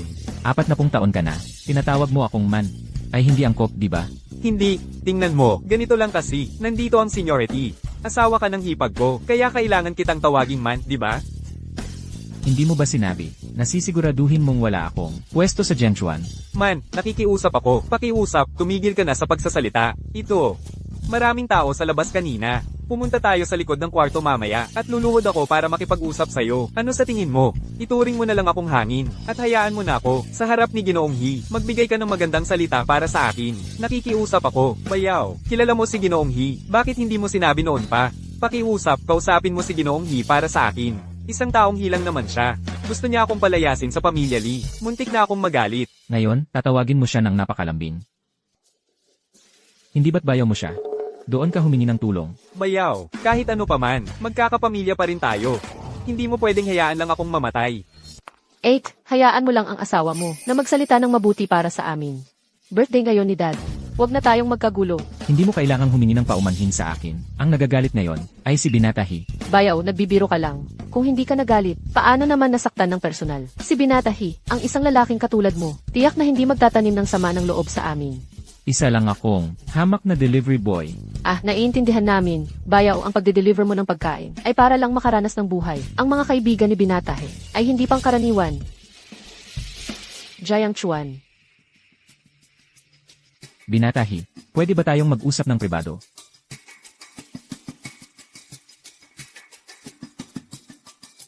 Kayo, pag-isipan niyong mabuti ang nangyari ngayon. Dad, alam kong nagkamali ako. Mula ngayon, talagang, magpapakumbaba na ako. Sino ba ang mag-aakala na ang bayaw ko pala ay lobong nagbabalak kayo? Kung alam ko lang nakilala niya si Binata He, kahit 10 beses ang tapang ko, hindi ako maglalakas loob. Dad, kanina lang sinabi ni Binata He na itataboy niya ako sa pamilya Lee. Ito. Anak, dapat mas madalas kang umuwi. Nang umalis ka kasama si Jiang Chuan, hindi kita sinisisi, natatakot lang ako na maghirap ka. Ate, dito ka umupo. Ate, nauuhaw ka ba? Kukuha ako ng tubig para sa'yo. Ate, buong araw kang busy. Masagean kita ng binti. Sir, may iba pa kaming asikasuhin, kaya hindi na kami makakaabala pa. Manatili kayo para sa inuman at pagkain. Malapit nang ihain ang hapunan. Mayroon talaga kaming urgent na trabaho. Sa susunod na may pagkakataon, iinom kami ng todo kasama nyo. Sige, kayo na. Ako na ang maghahatid sa inyo palabas. President Qin. Sige, manatili ka. Na-offend mo ang kapatid ko ngayon. At sa tingin mo makakalayo ka lang. Binata, tama si Ginoong He. Talagang ako ang may kasalanan ngayon. Dito mismo, humihingi ako ng paumanhin sa'yo. Pasensya na. Hindi mahalaga ang pasensya. Tanggalin mo siya para sa akin. Young Master He, bulag ako at minamaliitan kita. Pakiusap, patawarin mo na ako. Ang kapatid kong si Hisinyan nag-utos. Hindi ba yon dapat sundin? Ginoong He, si Hao Yu ay matagal nang naglilingkod sa Jinsheng Group. Laging masipag at matyaga siya. Dahil lang sa ilang salitang nasabi niya ng lasing, papatalsikin mo na siya. Hindi ba't parang, sobra na yon? Sobra. Ganoon ba? Ganoon ba? Hindi naman sobra. Mabuti nga sa kanya yon. Kung hindi mo bibigyan ng maayos na paliwanag, ang kapatid ko ngayong araw, paano namin mapapanatili ang aming reputasyon sa Gengsheng? How you? Pumunta ka sa EA bukas, at kunin ang mga termination papers mo. Opo. Ginoong Chin. Zhengchuan, malaking pabor ang ginawa ko para sa'yo. Ngayon, kailangan mo akong tulungan. Walang problema, young Master He. Sabihin mo lang kung ano ang kailangan mo. May problema ka makailan sa kumpanya. Yung Kinsiao sa labas, nag-iinay siya nitong mga nakaraang araw. Malakas ang kutob kong may kinalaman siya. Kay Luxuihan, gusto kong tulungan mo ako na alamin ang tunay na nangyayari. Paano ko nga ba imbestigahan yon? Hindi naman ako private detective. Tulungan mo na lang ako na tanggalin ang kanang kamay ni Kinsiao. Yung si Hao Yu. Young Master He, gusto ko sanang humingi ng pabor. Mga kapatid ko, nasaktan nila si Jiang Chuan kanina. Pero alam na nilang mali sila. Hindi na nila ulitin yon. Maaari bang maging mahabagin ka? At patawarin mo na sila? Young Master He, talagang alam na naming mali kami. Talagang mali kami. Mali kami, young Master He. CJ, huwag na natin pag-usapan pa. Salamat, young Master He. Salamat, Young Master He. Salamat, young Master He. Kuya, itutuloy pa ba natin ang pagkain? Hindi na kailangan. Kailangan kong sunduin ang anak ko sa paaralan.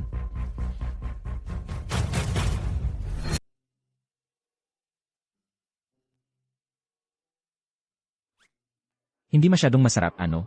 Wala pang mga kubyertos.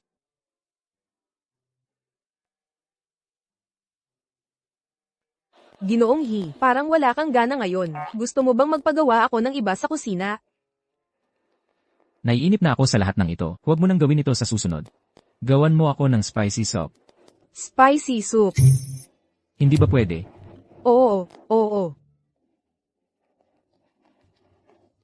Medyo pangkaraniwan lang ito. Huwag mo nang ipakita sa akin sa susunod. Opo, Ginoong He. Saka, ang dami mong ginawa. Kaya ba ng isang tao itong ubusin? Sayang naman. Nagbibiro ka lang, Ginoong He. Ito ay inihanda ayon sa iyong karaniwang pamantayan.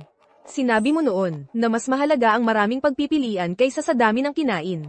Tsaka, nabanggit ni Ginang Lu na may meeting ka ngayong alas 10 tungkol sa Antamina Copper Mine Project, Final Decision Meeting. At kailangan mong dumalo ng maayos. 3 bilyong dolyar. Naku po, ilang delivery order ang kailangan kong gawin para kumita ng ganoon? Kahit isang salita sa kontratang iyan ay hindi pwedeng baguhin. Umupo ka lang doon at makinig sa report ni Kinsiao. Sabihin mong lahat ay ayon sa plano ang takbo. Nakuha mo. Naiintindihan ko.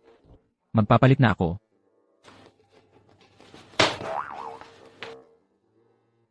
Ipaalam kay Ginang Lu na medyo kakaiba pa rin ang ugali ni Ginoong He ngayon. Tsaka, maghanap ka kung paano gumawa ng spicy soup. Opo. Ginoong Jiang. Ibig kong sabihin, Vice Presidente Jiang, tingnan ninyo, ang kapaligiran sa opisina na ito ay hindi bagay sa inyong estado. Ipapalinis ko kagad ang opisina ng Vice Presidente para sa inyo. Hindi na kailangan. Linisin lang ninyo ang lugar na ito. At ang hiningi ko sa inyo kagabi, ang datos mula sa nakaraang 3 taon, lahat ng record ng transaksyon ng kliyente, daloy ng kapital, ulat ng kita at lugi, mga plano sa marketing, ayon ng bawat empleyado, at mga detalye ng komisyon. Handa na ba? Ginoong Jiang, biglaan po masyado ang inyong hiling. Inaayos pa po namin, 10 minuto. Kung hindi ko ito makita sa loob ng 10 minuto, ang taong nag-aayos ng datos ay maaaring kunin ang kanyang sahod at umalis. Ano pang hinihintay niyo? 10 minuto. Sige na. Opo, sir. Ang babaw naman ng mga to. TSK. Swinerte lang siya. Nakisakay sa Jinsheng. Akala mo kung sino na ngayon. Ikaw. Noong nakaraang buwan, ang transaksyon na may pinakamataas na turnover, kliyenteng si Wang Jiangwo, bakit ang rate ng komisyon ay kalahating porsyento higit sa pamantayan ng kumpanya? Kumukupit ka o hinahati mo sa labas ng kumpanya? Alam mo na ang gagawin. Naiintindihan po, naiintindihan. Hindi kailangan ng kumpanya ng mga parasito. Pulong sa conference room sa loob ng kalahating oras. Paksa, pagsasama ng mga mapagkukunan ng Jinsheng. Ano pang hinihintay nyo? Maghanda na kayo, ang babaw naman ng mga to.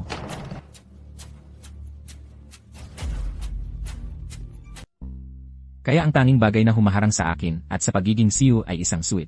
Oh my God. Ginoong He, ang kutis mo. Talagang napakaganda ngayon. Ha, tama. Itong asul na Armani suit, sakto ang pag-highlight sa aura mong parang hari. Ha, tama.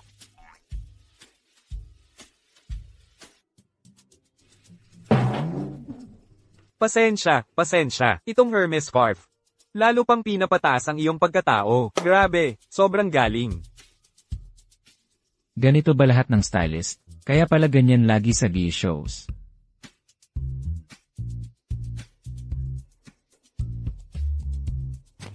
Medyo makati itong scarf.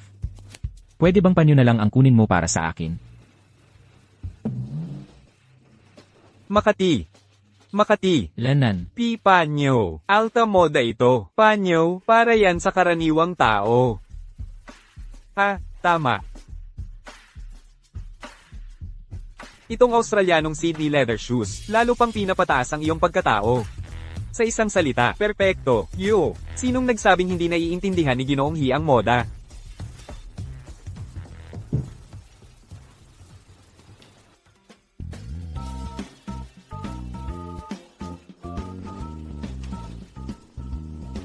Ang pagkalalaki talaga. Gusto ko. Ganito ba lagi ang laro ng mga mayayaman? Ang sinasabi ko, yung batang yon, si Hisinian, bakit kakaiba ang kilos niya? Baka bakla siya. Tigil. Ang kapal ng mukha mo. Lumuhod ka. Ang tradisyonal na negosyo ay nakasalalay sa mga elemento. Ang economic model na nakasalig sa maraming manpower ay naabot na ang hangganan nito. Ang $300 milyong na ininvest ng Jinshen ay hindi para sa atin ng libre. Tanggalin ang mga hindi epesyenteng team. Panatilihin ang core talent. Magtatag ng mga dedicated business unit. Kalahati ng mga tao mo ay nagpapahinga lang para sa base salary. Asikasuhin mo ito bago matapos ang buwan. At saka, kung gusto mong kumain ng Mirisol, dalhin mo sa labas. Opo, sir. Opo, Director Jang. Pangalawang hakbang, ipakilala ang senior expert team mula sa Jinshen Research Institute. Ikaw mismo ang bahala sa teknolohiya. Gusto kong makita na ma-launch ang beta version sa susunod na linggo. Huwag nyo nang isipin na sasabihin nyong hindi nyo kaya. Pangatlong hakbang, ang pinakamahalagang hakbang, gamitin ang mga channel at brand ng Jinshen para makakuha ng financing at i-restructure ang mga business system. Sa huli, fundraising. At tuluyang mag-go public. Kapag nangyari yon, kayong lahat ay magiging founding contributors. Lahat ay makakakuha ng stock options. Hindi ko maintindihan ang sinasabi niya. Pero parang mananalo tayo sa jackpot. Mula ngayon, tayo na ang mga big shots ng isang listed company group. Mga kasama, tigilan na ang pag-iisip tungkol sa mga mumunting tubo sa inyong mga kamay. Ayon sa plano ko, kung hindi nyo kaya, pwede kayong umalis. Kasama ako. Kasama ako. Ako rin. Ngayon, lahat ng departamento, batay sa plano, magsumit ng detalyadong execution plan sa 3:00 ng hapon na yung araw. Tapos na ang meeting.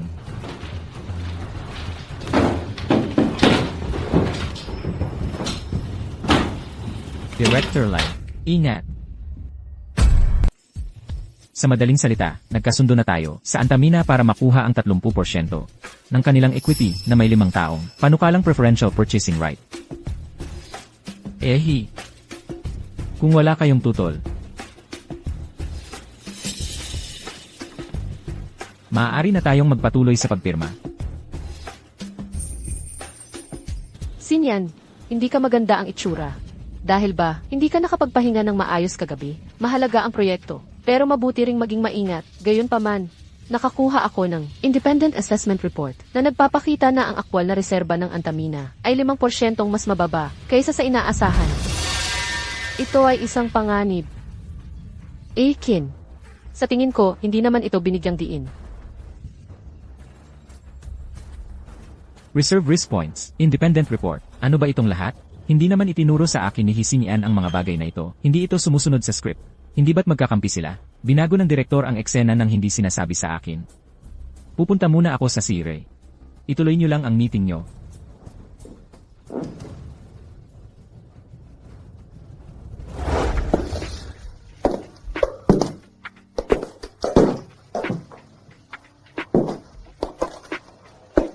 Sinyan, tingnan mo ito.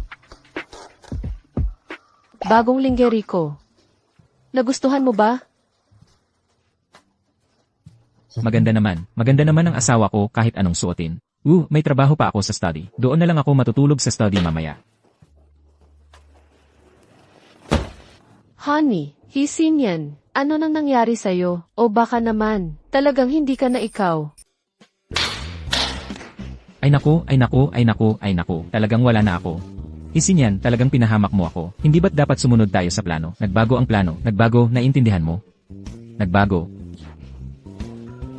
Hindi. Kumalma ka. Yung mga matatandang lison sa silid pulungan, tiyak nakita nila yon. Yung munting hiyas na si Luxuehan, matalas ang mga mata niya, parang ulupong. Tapos meron pa yung King Xiao na yon, mas tuso pa siya. Ano na ang gagawin ko ngayon? Hay naku, pipirmahan ko ba o hindi? Ito ay dalawang tanong na dapat pag-isipan. Kung pipirmahan ko ito, mabubulok ako sa kulungan. Kung hindi ko ito pipirmahan, papatay na ko ni Hisinyan. Ano ang dapat kong gawin? Tama, tumawag ako. Paumanhin po, ang numerong iyong dinyal ay hindi na maaaring maabot. Huwag kang humingi ng paumanhin. Ayaw ko ng paumanhin mo. Subukan natin ulit iyon.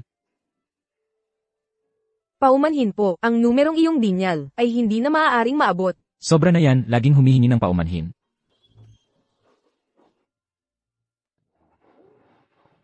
Daddy, ito ang unang beses na isinama mo si Shweer para maglaro.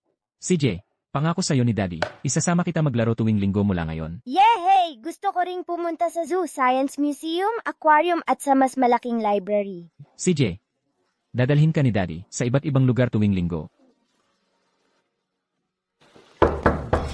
Jihi, ayos lang po ba kayo? Naghihintay pa rin po sa inyo sina Jichin at Binibinilo. Alam ko, Naiintindihan po, Jihi.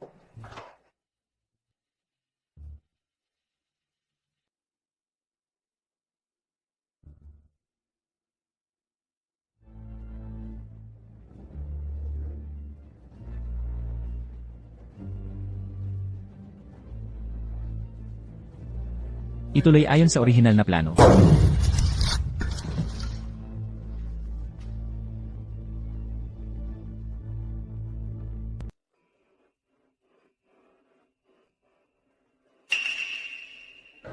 Yelay, ito ba ang proyektong personal mong pinangasiwaan? Ang plano sa teknikal na integrasyon?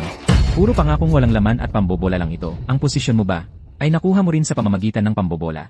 Sa 3:00 ngayong hapon, gusto kong makakita ng bagong plano na maisasagawa. Hindi itong kalokohan. Opo. Tama po kayo, Yijang. Aayusin ko po ito kagad. Jiang Chuan, ang lupit mo. Magkikita pa tayo. Ang pamantayan sa pagpili ng mga high-end na kliyente ay masyadong pangkaraniwan. Gusto ko ng mga elay, hindi mga tamad, at lalong hindi mga kamag-anak ng iba. Opo. Chairman. Iparebisa mo ito. Opo. Si Jiang Chuan ay may potensyal na maging isang dominante at makapangyarihang CEO. Sinyan, nandoon ka sa conference room kanina. Napaka-espesyal. Oh. Siguro hindi ako nakatulog ng maayos kagabi.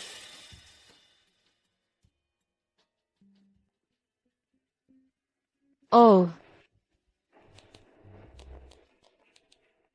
Talaga? Pero sa tingin ko, pinatuloy mo si Qin Xiao sa plano ayon sa nakasaad, pero ako'y iniwan mo ng hiwalay para pag-usapan ang independent contract na iyon.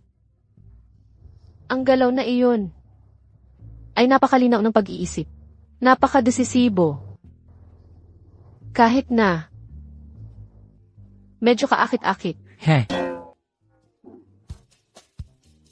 Siyempre. Kung magpapatuloy ako sa paglalandi ng ganito, hindi ko na ito matitiis. Sinyan, bagamat mas ligtas ang plano ni Uncle Qin. Pero hindi ba sa tingin mo, minsan tayo'y medyo masyadong konserbatibo?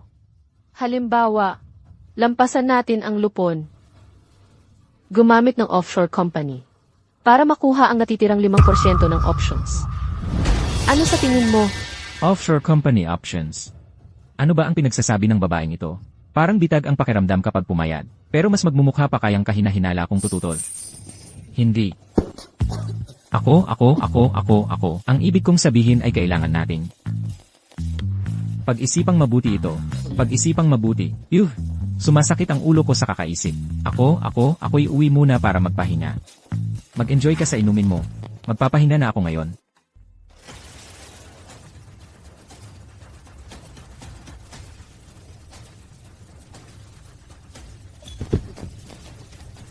Ang tapat at diretsahang pagtanggi. Hindi iyan katulad mo. Ikaw. Sino ka ba talaga? Tito Kin, ang video mula sa Longshan birthday banquet at lahat ng kamakailang, kakaibang pag-ugali ni Hisinian. Napanood mo na ba lahat? Bastos ang ugali. Walang alam sa mga pangunahing kaalaman sa negosyo, duwag at hindi mapagdesisyon. Iyon ay tiyak na hindi si Hisinian. Ang tumulong kay Jen Chuan sa handaan. Ang mapagpasyang Jen Chuan sa Xiling Securities. Siya ang mas mukhang tunay. Eksakto. Pagpapalit ng kaluluwa. Parang lubhang kakatwa ang pakinggan. Ngunit ito lang ang sagot na nagpapaliwanag sa lahat ng pagdududa. Ang nakaupo sa upuan ng si Hisinian, ay sa kanyang kaibuturan. Ang delivery boy lang na iyon, ang minamahal na Jiang Chuan. Samantalang ang tunay na Hisinian ay nakakulong sa loob ng kaakit-akit na katawan ni Jiang Chuan. Suihan, ano ang gusto mong gawin? Ito ay isang pagkakataong dumarating minsan sa isang buhay. Pirmahan mo lang siya sa mga mahahalagang dokumento, tapos gawing maglahong magpakailanman. Ang tunay na Hisinian, ang Jinsheng, ay magiging atin. Simple ang plano. Unang hakbang, samantalahin ang takot ng minamahal na Jiang Chuan na mailantad ang pagkakakilanlan ni Hisinian at ang kanyang kawalan ng kaalaman tungkol sa atin para mapirmahan niya iyong Strategic Adjustment Authorization. Kapag meron na nito, maiiwasan natin ang board at magagalaw natin ang lahat ng resources ng Jinsheng. Kasama na ang Antamina Project. Mabuti. At ang pangalawang hakbang, Pangalawang hakbang, hanapin ang Jiang Chuan na iyon. Siya ang tunay na banta. Gamitin ang anak niyang babae bilang pain. Painitin siyang lumabas. At pagkatapos, napakagaling. Talagang napakagaling. Aayusin ko na ang mga tauhan kaagad. ipagawa mo iyon sa iyong magaling na apprentice.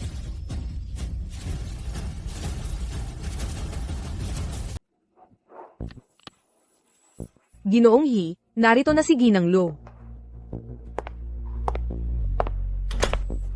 Sinyan. Sinyan, nagtatrabaho ka pa?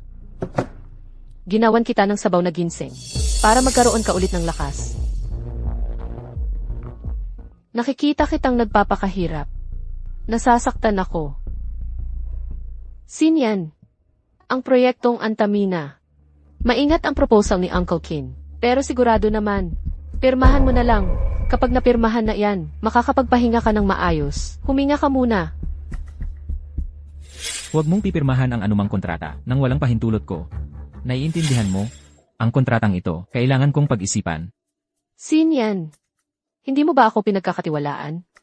Nasuri na ito ni Uncle Kin at ng legal, at wala namang problema. Ayos na ito. Tingnan mo, pagod na pagod ka na, nanginginig pa ang mga kamay mo.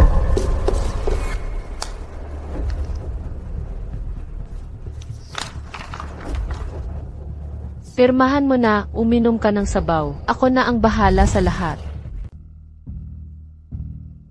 Gawin mo na ngayon din. Ginoong Jiang, kayo po ang ama ni Jiang Raizu, si Jiang Chuan, tama po ba? Bilis, sumama kayo sa akin. Naaksidente po ang anak ninyo sa may gate ng eskwelahan. At malakas ang pagdurugo niya. Malakas ang pagdurugo niya. Ano? Naaksidente ang anak ko. Saan na ospital? Dalhin niyo ako roon ngayon. Doon lang sa kanto sa unahan. Wala pa nga dumarating na ambulansya. Ano ba ang ginagawa ninyo? Ang galing. Ang dali lang kumita. Gapyusin nyo ng mahigpit. Takpan ng bibig. At aasikasuhin natin siya paggabi na. Kuya Kiyang. Papatayin ba talaga natin siya? Kidnap at murder ito. Anong dapat kataputin? Ayon mismo kay Miss Lo, isang mahirap lang na delivery boy siya. Walang magkakamalay kung mamatay man siya. Kapag nakuha na natin ang pera, mawawala na tayo. Gawin mo, sige.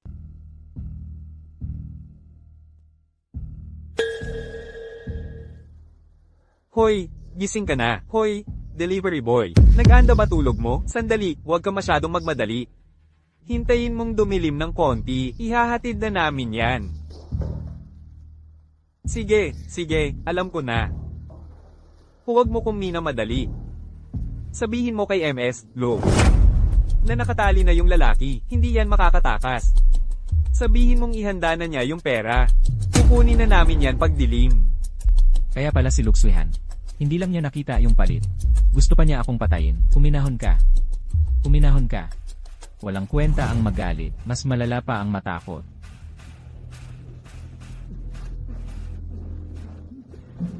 Boss, tingnan mo tong duwag. Malamang maiihina yan sa takot. Basura talaga. Sa isang basurang tulad niyan, hindi ko na kailangan pang madumihan ang kamay ko. Eksakto. Kaya na yan ng mga tropa.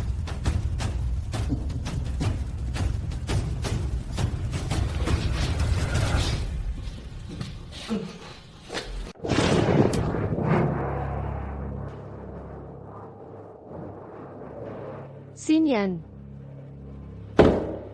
Darating na ang bagyo. Pirmahan mo na lang. Kapag pumirma ka na. Pangako ko, ang maliit na problema na yan na iniisip mo, ay malulutas din sa lalong madaling panahon. Maaari kang manatili, bilang presidente, maginhawa at payapa. Tinatamasa ang lahat ng meron ka. Maliit na problema. Ang ibig niyang sabihin ay yung kay Sinyan, may nangyari.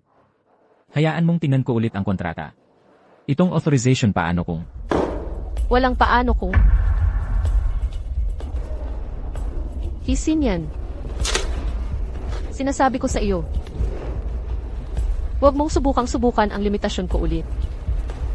Huwag mo akong pilitin na gumamit ng paraang ayaw ko para lang pumirma ka.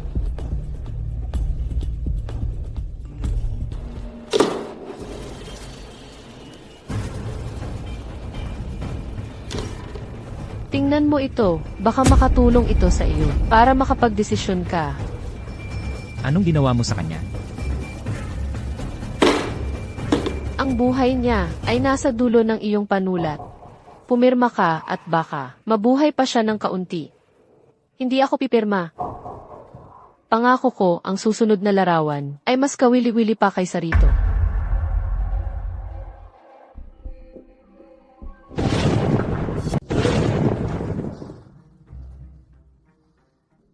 Ang sama ng panahon. Kahit itapo namin ang katawan mo sa gubat, walang makakahanap ng ebidensya. Sige, mga pare, tignan nyo ang mga lubid. Huwag nyo pakawalan ang madaling huli.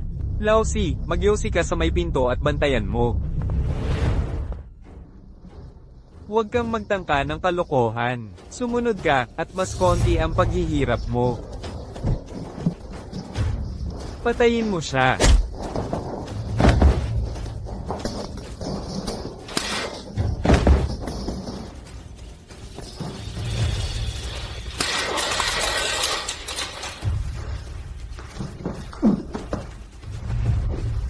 Patay ka na. Sige na, tignan natin kung sino ang mauna.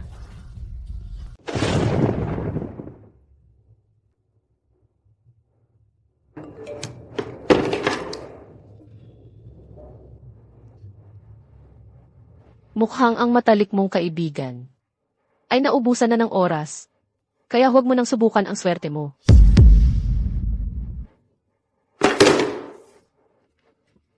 Pirmahan mo. Pirmahan mo. Sinabi kong pirmahan mo. Pipirma ako, pipirma ako.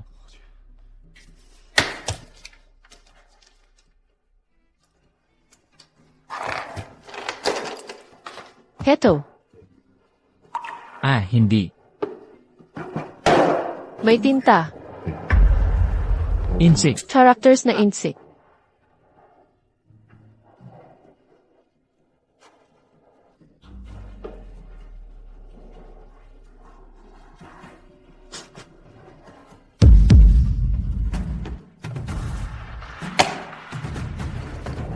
Lagyan mo ng tatak.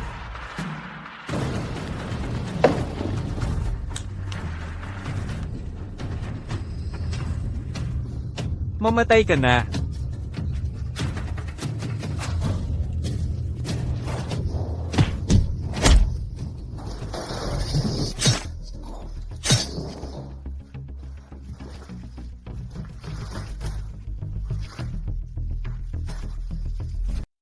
May silbi pa ang gago na to sa ngayon. Pagkatapos ng press conference, Ang schedule para sa press conference ni MS Lu ay pinaikli na. Mr. He, 5 minuto lang ang kailangan mong gawin para sa product intro at speech. Yun lang. Naghanda na ako ng speech. bantayan mo siya. Kalahating oras bago ang press conference, ayusin mo ang itsura niya. Pagkatapos, dalhin mo siya sa venue. Napirmahan na ang kontrata. Ngayon, kailangan kong harapin ang isang globally live-streamed na press conference. Ni hindi ko alam kung parisukat o bilog ang produkto, lalo na ang iba pang detalye. Kalimutan mo na. Isang salita, patagalin. Hisin yan. Saan ka ba nagpunta?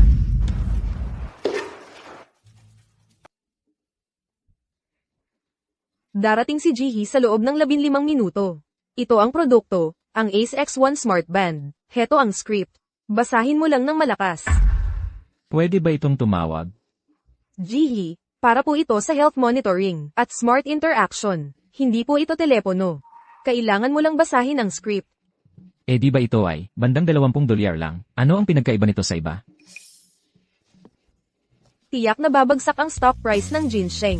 Ngayon, bigyan natin ng mainit na palakpakan para salubungin ng presidente ng Ginseng International Group, si Jihi Sin Ian, upang ilunsad ang groundbreaking technological marvel, ang Ace X1. Jihi, umakyat ka na sa entablado, bilisin mo.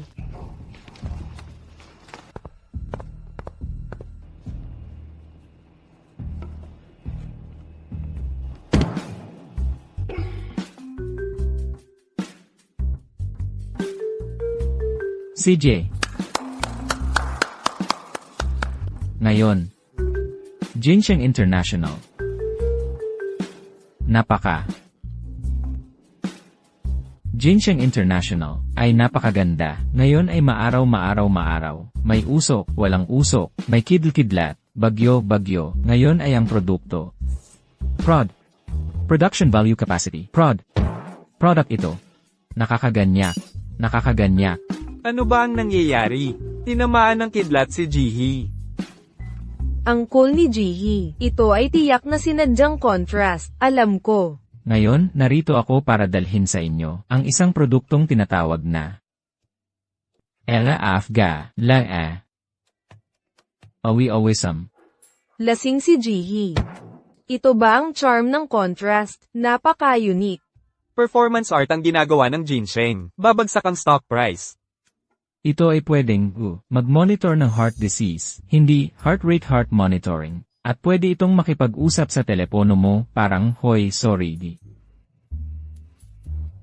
Tapos na ang lahat, ang career ko. Kakaiba talaga ang panlasa mo, President Lo. Mukhang ikaw at si He Sin Ian ay nagpakasal dahil lang sa pag-ibig, hindi dahil sa yaman ng pamilya He. Narinig ko na ang dahilan kung bakit ganoon si President He, ay dahil kayong dalawa ay hindi magkasundo sa kama. Totoo ba yan? May pahintulot ako mula kay Suihan, ang walang kwentang lalaki. Tama na. Isin yan, tumahimik ka.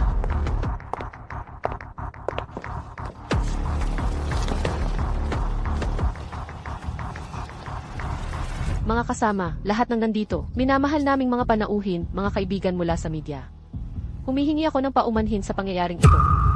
Bilang isang shareholder ng Ginseng at kasintahan ni Sinian, hindi na ako makapagpipigil pa. Kailangan kong kumilos para sa kinabukasan ng Ginseng at para sa lalaking mahal ko. Kaya pala napakalaki ng negosyo ng pamilya He. Kahit ang mga taktika nila sa marketing ay iba. Anong kinalaman yan? Ako. Di ba ito press conference? Mali ba ang napasukan kong palabas? Talagang manipulatibo ang babaeng si Luzihan. Nagpapanggap na biktima dito. Mga kasama, ang drama ng mayamang pamilya ay naging romansa na. Sundan ninyo ang pananaw ni Xiaoma habang ipinagpapatuloy namin ang live dito sa eksena. Tingnan ninyo ito, lahat. Siya pa rin ba itong si Hisinin? Grabe naman yan. Hindi kaya soul transmigration yan? Soul transmigration. Sobra ka nang manood ng mga short drama. Hindi. Hindi na siya ganoon. Ngayon, magulo na siyang magsalita. Wala sa lugar ang logic niya. Hanggang sa ang pinakapayak na kaalaman sa negosyo ay tuluyan na niyang nakalimutan. Kumonsulta ako sa mga nangungunang neurologist dito at sa ibang bansa. Ang konklusyon ay Alzheimer's disease. Maagang yugto. Bilasan nyo, ibenta ang lahat ng stocks ng pamilya He. Ano ba ang alam mo? Siguradong tataas ang stock bukas. Yan ang tinatawag na marketing. Ang kakayahan niyang mag-isip ngayon ay mabilis na bumababa. Minsan, nakakalimutan niya kung sino siya.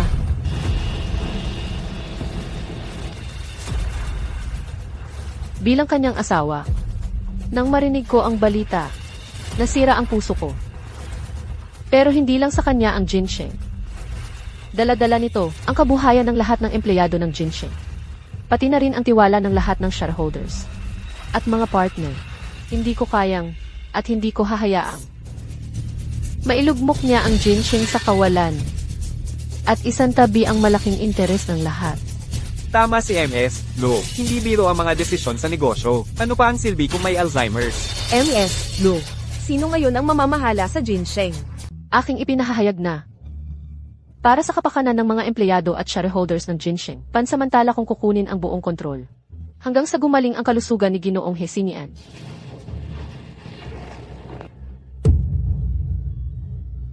Ito ang otorisasyon para sa estratehikong pag-aayos na pinirmahan ni Ginoong Hesinian noong malinaw pa ang kanyang pag-iisip bilang pangalawang pinakamalaking shareholder ng ginseng at Executive Vice President. Pansamantala kong kukunin ang buong kontrol sa pang-araw-araw na operasyon at otoridad sa paggawa ng desisyon ng ginseng. Ang Risk Control Committee na pinamumunuan ni Ginoong King Xiao ang magsasagawa ng pangangasiwa sa buong proseso. Si Lu Zihan ay nakikipag-alyansa sa mga senior executives upang agawin ang posisyon ni Hisin Ian. Ito ay bahagi ng kanilang plano. Kung ganoon nga, ang plot ay medyo gasgas na. Pero ako ang tipo ng tao na mahilig sa mga gasgas na kwento. Hindi ako nanunood ng anumang hindi gasgas. Mukhang ang Ginseng Group ay malapit ng sumailalim sa malaking pagbabago. Panahon na para bumaba si Hisin Ian. Nawala na ang kanyang pag-iisip. Ano ang ginagawa niya rito? Nagpapanggap bilang isang payaso. Ang dahilan kung bakit naging malaki ang ginseng ay dahil nakapag-asawa siya ng mabuting asawa. Kung sana ay maaari akong magpakasal kay Lu Zihan. Oh, sige na. Ikaw ba ay kalahati lang ng kagwapuhan ni Hisin Ian? Hindi. Hindi mo ito maaaring gawin. Sinian, tama na. Gisingin mo ang sarili mo, pwede ba? Tigilan mo ang pagsasalita ng kalokohan. Ano na ang nangyari sa iyo? Lahat, tingnan ninyo. Tingnan ninyo kung ano na ang nangyari sa kanya. Kailangan nating protektahan siya. At kailangan nating protektahan ang ginseng. Halika rito. Takpan ang kanyang bibig. Huwag ninyong hayaang magsalita pa siya ng anuman na makakasira sa reputasyon ng ginseng. Dalhin ninyo siya sa ibaba para magpahinga.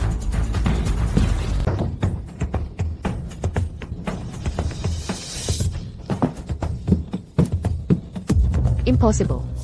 Impossible. Ano ba to? Ang gulo naman ito. Mahilig talaga ako sa ganito. Ayon sa script, may twist dapat ngayon. Kayong dalawa, alisin niyo siya rito, ngayon din. Isa lang siyang basurang delivery guy.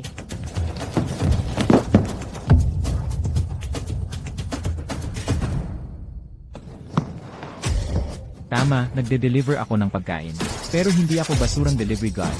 Kahit delivery guy ako, mas magaling pa ako sa peking tulad mo. Lu Zihan, pinaghirapan mo talaga to. Ikaw at ang kasintahan mo, si Qin Xiao. Naghirap pa kayo. Para, bantayan ako, investigahan ako, at gawin tong kidnapping scheme. Ang galing. Hindi si Hisin Ian ang baliw. Sa tingin ko pareho silang baliw. Mababaliw na rin ako. Ha, palabas pala. Kaya ang saya-saya. Kaya pala nagsushooting sila.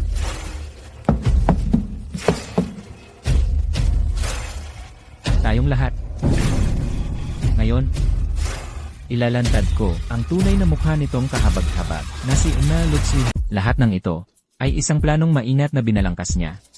At ng kanyang kasintahan si Qin Xiao. Isang mainat na inayos na pag-agaw ng kapangyarihan. Ang kanyang kasintahan. Tinalikuran niya ang gwapong President He para makipagrelasyon sa matandang Qin Xiao na yon. Sabi ko na nga ba, kaya pala itong babaeng ito ang nasa likod ng lahat. Unang hakbang. Sa pamamagitan ng kanyang mga koneksyon sa kumpanya, kumuha ng mga tauhan. Ikalawang hakbang. Sa pamamagitan ng kanyang alyansa kay Qin Xiao, suhulan ng aking mga executive para i-pressure ako.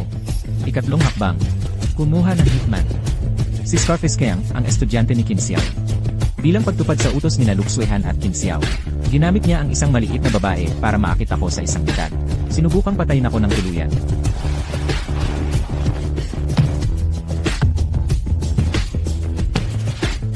peklat na ito ay marka mula sa laban. At matibay na ebidensya ng kanilang krimen. May dugo ako kay Scarface Kiang. May mga selula ng balat at fingerprint niya sa akin. Higit sa lahat, noong naglalaban kami ni Scarface Kiang sa warehouse, bawat salitang kanyang binanggit ay lubusang na-record ng isang nakatagong recording device sa akin. Kasama na ang kanyang sariling pag-amin na siya ay kumikilos sa utos ni Miss Lu at ni Qin Xiao. Hindi ko inaasahang buhay ka pa, bata. Sayang, hindi pwedeng gamiting ebidensya ang mga recording. Susubukan mo ba akong buluhin, bata? Ikaw dapat mag-deliver ka na lang ng pagkain. Ika-4 na bahagi, pagkamit ng kapangyarihan sa pamamagitan ng opinyon ng publiko. Luke Suihan, gumamit ka ng mga maduming taktika para mapirmahan ko ang equity agreement. Tapos sa press conference, nagpanggap kang matuwid na tagapagligtas na tinalikuran ang pamilya. Ginamit mo ang Alzheimer's disease para ininsulto mo ako ng harapan.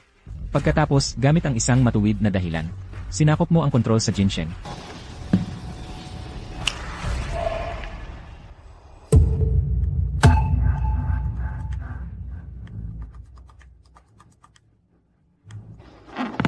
Luke Suihan, meticulous kang nagplano, hakbang-hakbang. Akala mo kontrolado mo na ang lahat. Hindi mo alam, bawat kilos mo at ni Qin Xiao. Nakita ko lahat. Ang kalupitan mo, ang kasakiman mo, ang mga kasinungalingan mo. Sa paningin ko, lahat iyon ay isang malaking palabas lang. Ngayon, kayong dalawa, ay wala na para sa akin kundi mga payaso. Tapos na ang palabas. Susunod, ang naghihintay sa inyo ay pagdukot at panginikil. Panloloko sa negosyo, pag-upa ng hitman, maraming krimen na pinagsama-sama. Sa natitira niyong buhay, kayong dalawa ay maaaring gugulin iyon sa likod ng rehas. Kita mo, sabi ko sa'yo, si Boss He pa rin ang Boss He. 10 luzihan kasama si Qin Xiao. Hindi pa rin katapat niya. Tama, paano nga ba yung kasabihan? Kapag ang tiyaang namamahala, nagigiba ang bahay. Isang cute na kasama ng aso. Magkasama habang buhay. Paano nangyari ito? Ikaw, isa ka lang hamak na delivery guy. Paano mo nalaman ang lahat ng ito? Ang panlilinlang mo. Nagsimula pa sa simula pa lang. Baka naman. Kumakanta ng karaoke sa villa. Hoy, patayin mo ang musika, o bumalik ka sa sarili mong kwarto. O, sige na, tumigil ka sa pagpapanggap. Hindi ka naman magaling dyan. Relax, relax. May chips dito, ang sarap talaga. Subukan mo. Alisin mo ang marumi mong mga kamay. At isa pa. Punasan mo ang mga mumo ng chips. Sa sulok ng iyong bibig, ginagawa ang nakakainis na mukha gamit ang mukha ko. Isang pag-insulto sa mukha ko. Oh, well, mukha mo naman yan. So what? Hoy, bilis, bilis.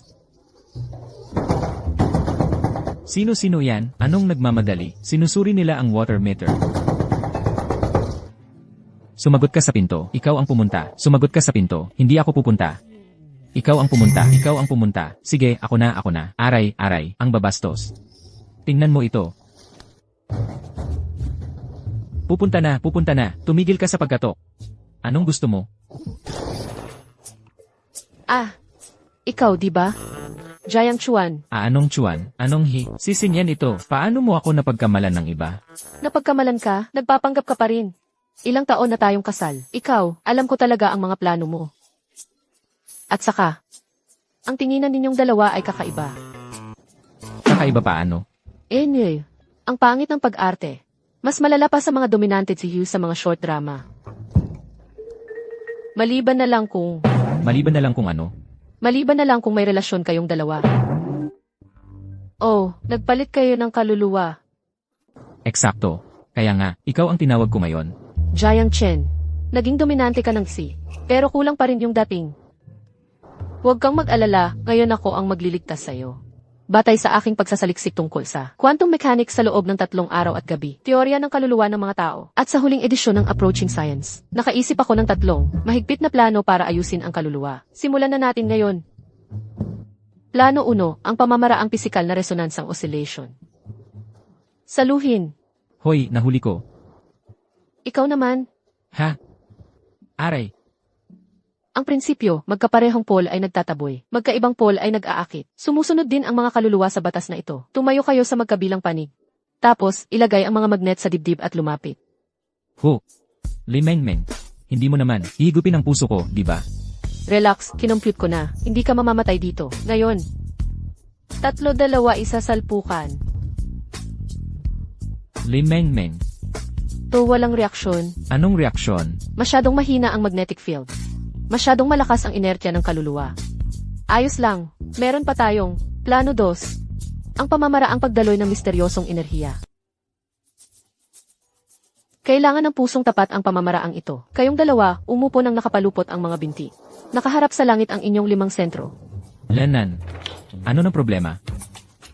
Mga espiritu ng langit at lupa. Sa utos ng kataas-taasang Panginoong Lao, sumunod agad.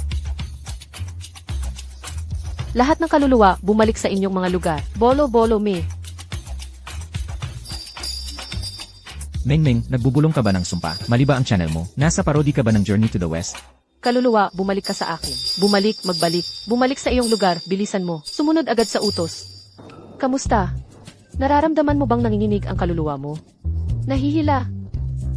Pakiramdam ko'y ang talino ko'y, dinudurog mo sa putik. Ayos lang, may ultimate plan pa tayo. Ang Take Your Life 3000. Sige, may trabaho pa akong kailangang gawin. Maglaro kayong dalawa. Hoy, hoy, hoy. Manalig ka sa akin isang beses pa. Manalig ka sa akin sa huling pagkakataon. Boss He, parang binubuhay natin ang patay na kabayo. Sa pagkakataong ito, siguradong magtatagumpay ako. Paano kung hindi ito gumana? Kung hindi ito gumana ngayon, hayaan mong si Jiang Xuan ang maging hayop mo sa buong buhay mo. Sige, usapan na yan. Hoy, kayong dalawa.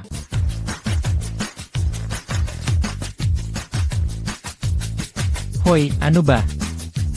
Ang hina mo naman dito. Panoorin mo ako. Ganoon kataas. Bilisan mo, huwag kang maghintay. Huwag mo akong pahintayin. Hindi ako marunong lumangoy.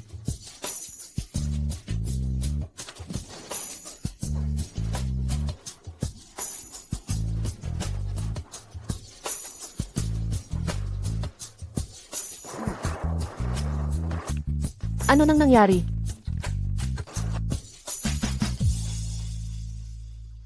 Paano ito nangyari? Paano ito nangyari?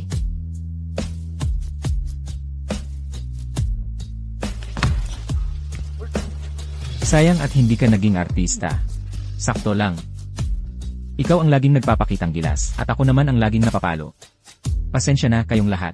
Ang usapin ngayon ay panloob sa aming Ginseng Group. Simula bukas, ilalabas na ang lahat ng Ginseng chips. Lahat ng copyright ay ipamimigay ng libre. Siyempre, kung kalaban ka. Sige, subukan mo.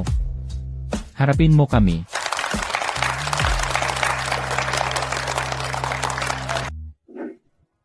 Mahal, mali ako noon. Pero, pangako magiging mabuting asawa na ako mula ngayon.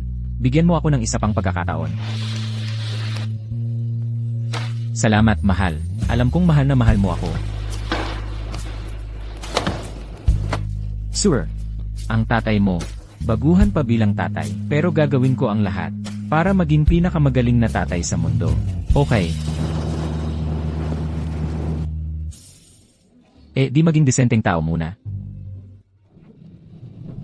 Ninong, Hoy, nandito ka na at may dala kang itlog. Nakalimutan mo ba ang kaarawan ng sarili mong anak? Paano ko makakalimutan ang kaarawan ng anak ko? Sinong nagsabi sa'yo niyan? Hindi ko nga sinabi sa'yo.